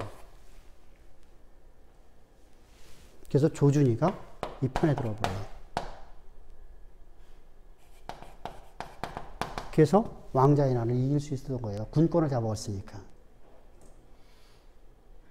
왕자의 난에서 승리할 수 있던 바로 이유예요. 근데 이방원은요, 이방원의 리더십은요, 좀 묘한 사람이에요. 정치인이에요, 한마디로 해서. 정치인은 어떻게 하죠?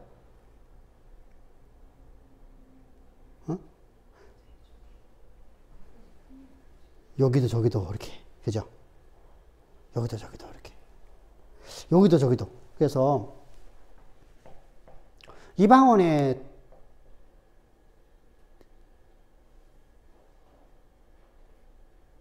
자기 사람을 죽여요.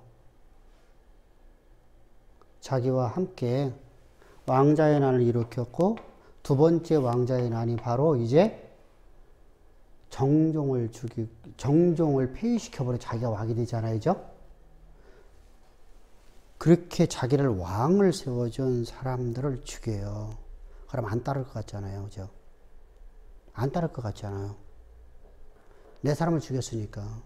그러면은 저 사람은 절대 안 되잖아요. 그런데 이 사람은, 이방원은요, 자기 사람을 또 되게 높여버려요. 내 사람을 한쪽에 죽이고 한쪽에서는 높여버려요. 참 묘한 사람이죠. 그죠? 자, 우리 역사 속에서요, 가장 위대한 사람이 하나 있어요. 기독교 역사 속에서 다윗이에요. 다윗은요, 요압을 견제하기 위해서 북이스라엘의 사울의 군대 장관으로 세워버려요.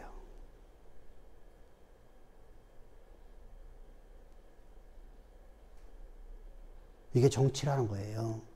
저 사람 어저께 나하고 원수였잖아요. 근데 하나님 그걸 기뻐하셔요. 하나님의 우리가 선의 잣대를 갖고 보면은 안 맞죠. 그죠? 안 맞는데 하나님 기뻐하셔요. 이게 문제라는 거예요. 그래서 우리가 오직 성령의 감화감동 속에서 성령의 인도함을 따라 살아간다는 거예요. 그러니까 어떻게 해야 돼? 말씀으로 전신갑주입을 하는 거예요. 하나님 말씀이고 영이시니까. 그래서 내가 상황을 내 편으로 내가 만들려는 게 아니라 온전히 내가 십자가 못 박혀 죽어 있는 자가 돼야 돼요. 그러려면 내가 하나님 말씀을 내가 침잠되어지면 말씀에 침잠되어지면은요, 말씀이 내 안에 가득 채워졌다는 얘기잖아요. 그죠? 가득 채워지면 가장 고상한 지식이 내 안에 들어와서 내가 갖고 있는 지식을 배설물로 버려버리잖아요. 그럼 이제 내가 하는 모든 일들이 오직 성령의 이끌림을 따라 살아가는 것이 돼요.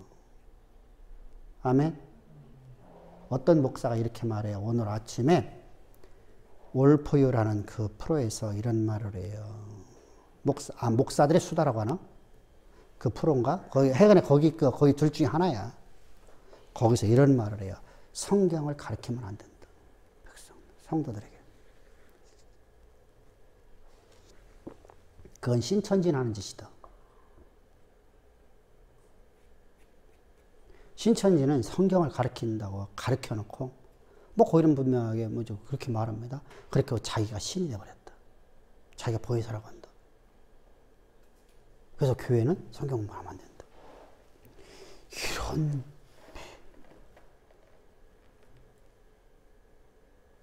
그 말하니까 또 거기서 있는 사람들이, 아멘.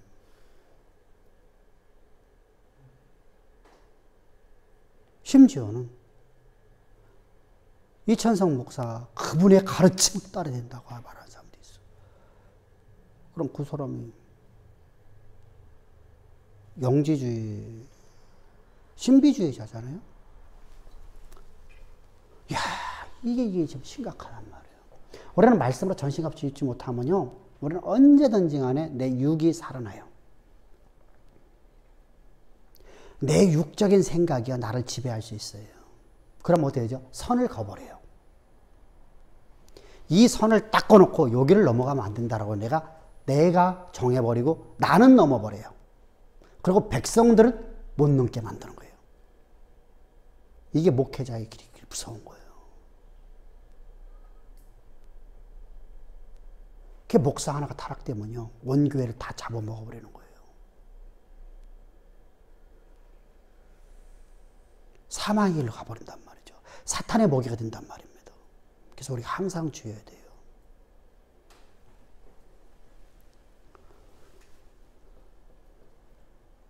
이 모습을 우리가 보면은 창세기에서 소돔과 고모라의 멸망이 연상되어지죠. 불과 유황과 연기로. 그죠? 여기서 우리가 이런 말을 하죠. 하나님이 사랑이시라면서 어쩜 그렇게 잔인할 수 있어?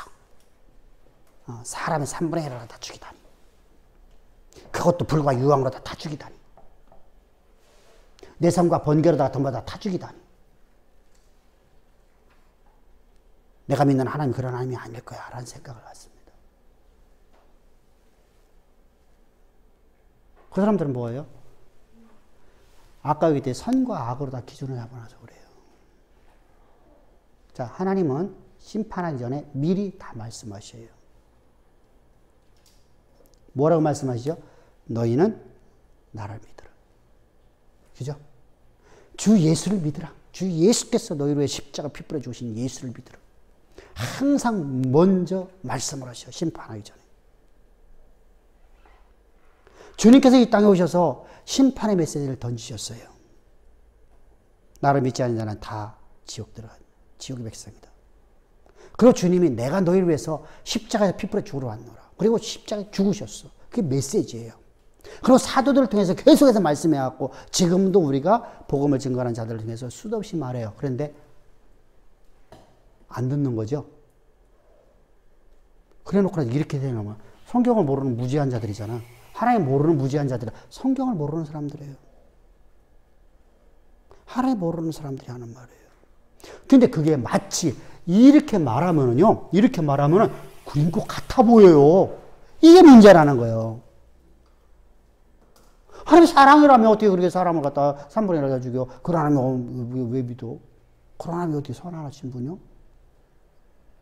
그건 악한 하나님 아니야? 그래서 이렇게 바라보니까 하나님을 사랑이라고 말하지 않고 그냥 우리가 말하는 그냥 일반적으로 다 세상에 말하는 심판주로만 계시록에서 말하려고 그래요. 근데 성경은요, 하나님 사랑이시라는 거예요. 하나님께 심판할 것 같았으면 이 사람들은 이미 다 갔어야 되죠. 하나님 심판주라면 이제 다 갔어야 돼요. 하나님 이러면서 왜 하나님께 3분의 1만 죽입니까? 믿지 않는, 입맞지 않는 다 죽여버려야 되죠. 그죠?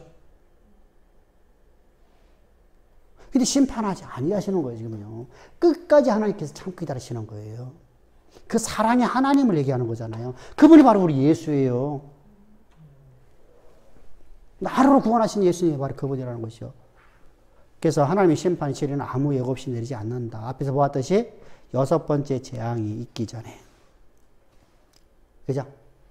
나팔 심판뿐입니다. 긴데 인심판까지 합하면 얼마나 더 많아요. 그죠? 인심판은 지금 현재 이 정도 되면 6번째 인이 되었을 때예요. 마지막 7번째 이제 인 떠지기 바로 직전입니다. 이때까지. 인심판, 나팔심판. 많은 하나님께서 예고를 하셨어요. 그러면서 계속해서 하나님께서 뭐예요? 복음을 증거하는 복음 증거들, 여호와 열심을 보내셨잖아요. 이스라엘 백성들에게 하나님께서 그냥 저들 갔다가 잘못하니까 너희들 선과 악을 딱 거놓고 너희들 갖다가 내가 치료할 거야. 그러면 보세요. 하나님이 치료하면 됐지. 왜 그 현장 속에서 하나님 함께 하실까요? 심판의 자리에 왜 하나님 함께 하셔요? 하나님 끝없는 사랑의 하나님이라니까? 그죠? 우리가 에스겔서를 봤잖아. 다니엘서도 봤고요. 다니엘과 함께 하시는 하나님 봤고요. 사사카, 메사카, 야벳노가 함께 하시는 하나님 봤잖아요. 그들 부모는요, 악을 행했잖아요. 의인이 한 명이 없어서 하나님께서는 그들을 갖다가 전부 다 어디다 보냈어요? 그러면 3, 4대강 저주를 받아야지요. 근데 하나님께 어떻게 하시죠? 3대강 완전히 뭐 이렇게 하냐? 3대까지 멸족을 한다는 얘기잖아요. 한마디로 얘기했어요. 그런데 하나님께서 그들을 어떻게 하셨어요? 그들과 함께 하시면 그들을 갖다가 하나님의 사람으로 하나님이 들어 쓰시잖아요. 에스겔이 어때요? 에스겔이 그렇게 외쳐불러도 그 백성들이 듣지 아니할 적에 에스겔에게 수많은 일을 만드시잖아요. 그죠? 옆으로 누워서 너 몇 달 동안 있어라. 어? 누워만 있다고 생각을 해봐. 어휴. 진짜 그죠? 그죠? 하나님께서 그렇게 말씀하시잖아요. 그러면서 끝은 뭐라도 하나님께 나 여호와 삼마의 하나님이다. 나는 이곳까지 너희와 함께 했느니라. 나는 너희를 버린 적이 없느니라. 이렇게 말씀하시잖아요. 그분은 사랑의 하나님이에요. 그래서 하나님께서 언제나 우리에게 뭐였어요? 그래서 복음의 능력을 보게 하셨어요. 그죠? 하나님 말씀의 능력을 보게 했어요. 그죠? 왜? 하나님과 함께하는 사람. 하나님과 함께하는 사람은 말씀이 실존됐잖아요. 재앙의 징조를 보면서 말씀이 그들이 이루는 거 봤잖아요. 현실이 됐잖아요. 심판의 메시지가 하나님께서 그게 현실이 돼버리잖아요. 하나님 말씀하심에 그대로 되었더라. 하나님 말씀하심에 그대로 되었더라. 그렇지만 이렇게 부르셨는데도 듣지도 않고 보지도 않았을 뿐이에요. 눈이 있어도 보지 못했고 귀가 있어도 듣지 못한 사람들이죠. 안 들으려고 하는 거죠. 잔소리 들었다는 거죠. 잔소리로도.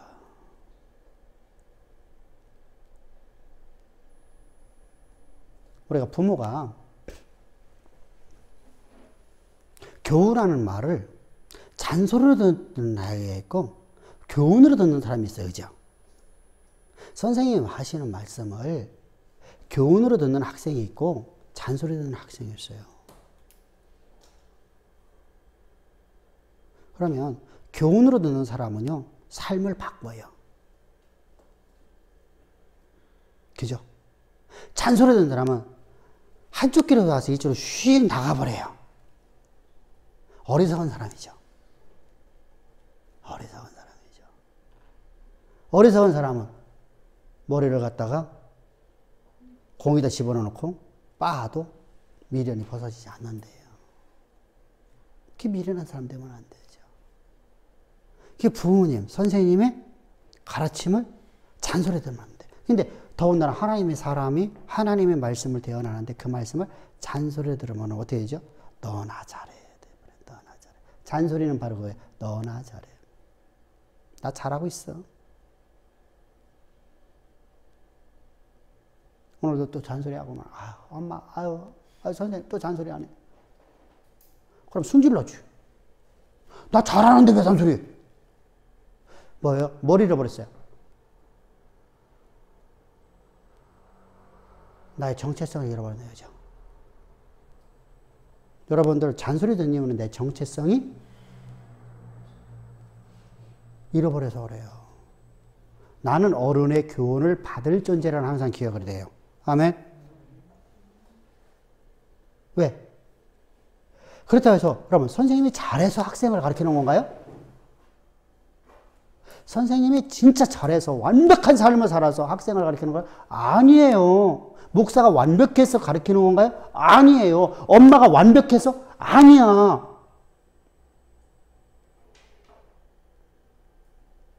뭐죠? 엄마는 자녀보다 한 시대를 앞서 살았어요. 그래서 이렇게 살면 안 된다는 걸 알아. 내가 잘못 살아왔던 것. 내가 잘 살아왔던 것을 아이에게 교훈하는 거예요. 이게 스승이에요. 아멘. 내가 잘 살아를 가르치는 게 아니라, 그런데 아이는 어떻게 생각하냐면요. 교훈으로 받지 아니하면 뭐냐면, 나는 잘 사는데 엄마가 그렇게 못 살면서, 엄마도 공부 안 했잖아. 엄마도 뭐 했잖아. 엄마도 잘못 살잖아. 엄마도 할머니, 할아버지 잘못하잖아. 엄마도 누가 잘못하잖아.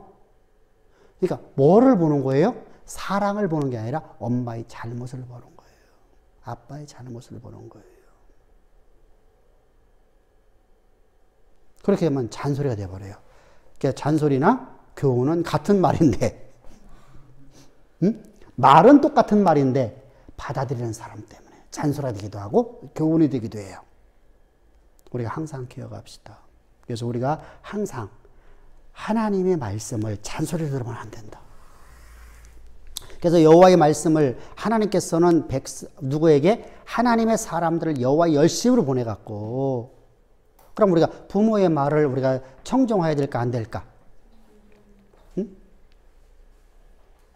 옛날에 그런 말이 있어요. 어른이 볼 적에는요, 자녀가 한갑돼도요 어린애처럼 보인대요.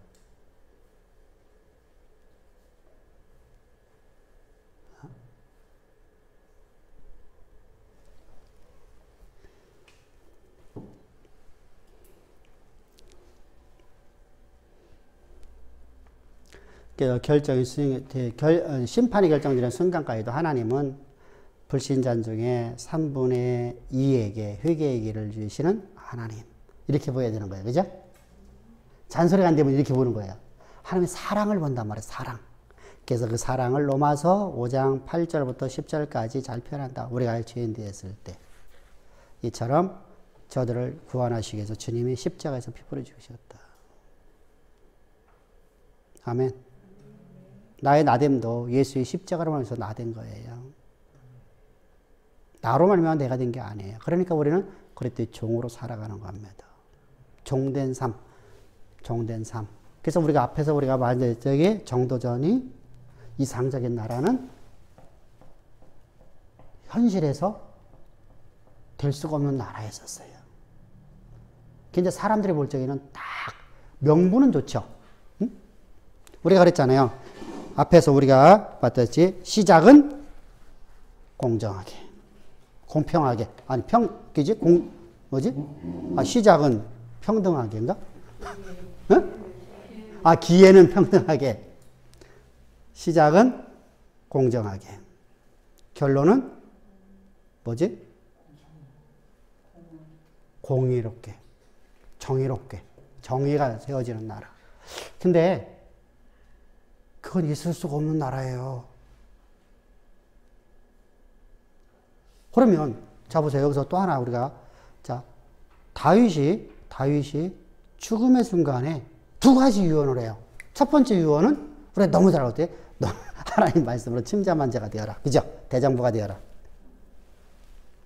두 번째, 너는 요압을 반드시 죽이라. 자요. 공정한 사람이에요? 불의한 사람이에요? 자, 요압이 없었으면요, 나라 못 세웠어요. 실제요. 요압이 없었으면요, 나라를 세울 수가 없어요. 요압은요, 용병이에요, 용병. 용장이에요. 너무 뛰어나요. 이스라엘의 역사가 세워질 수가 없어요. 그 말 한마디에, 와, 그런데, 그러니까, 다윗이 용장이 아니에요.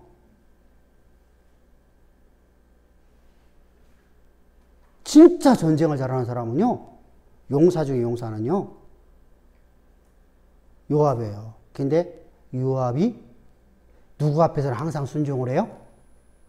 근데 다윗에게도 항상 불순종할 때가 있어요. 자기의 이득이, 자기의 권위를 넘어서는 것에 대해서는 언제나 불순종을 해버려요. 근데 우리는 그걸 안 보잖아요. 보편적으로다가.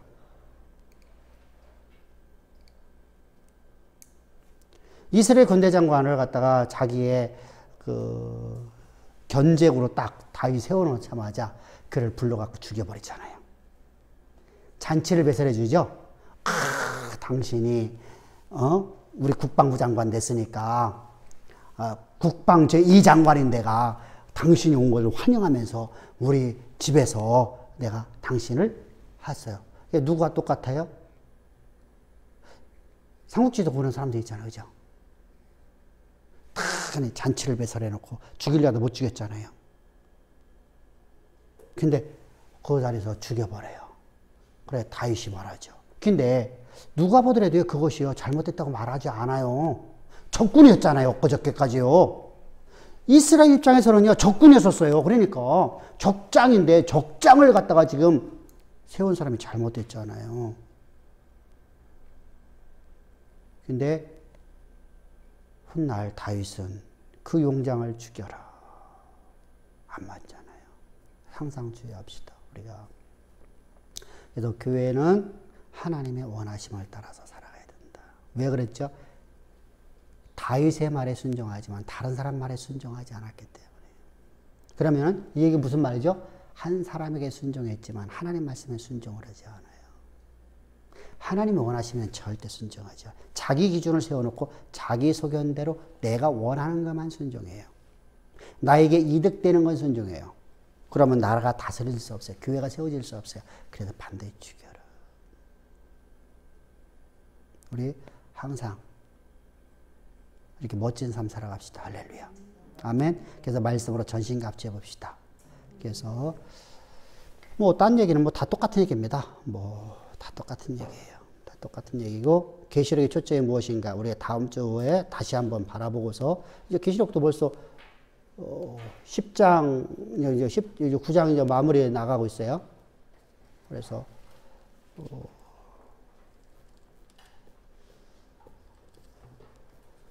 좀만 더 가면 이제 10장 들어가고 10장, 11장, 이제 삽입장 한 번에 또 나갈 겁니다. 여기요. 그래서 우리 계시록의 초점을 우리 다시 한번 보고 우리 다음 주에 시작합시다. 예, 수고하셨습니다. 오늘 잊지 말 거 뭐예요? 계시록의 기록 목적. 어떤 의도를 갖고 성경을 기록했느냐. 두 번째, 리더십. 두 가지 꼭 기억합시다.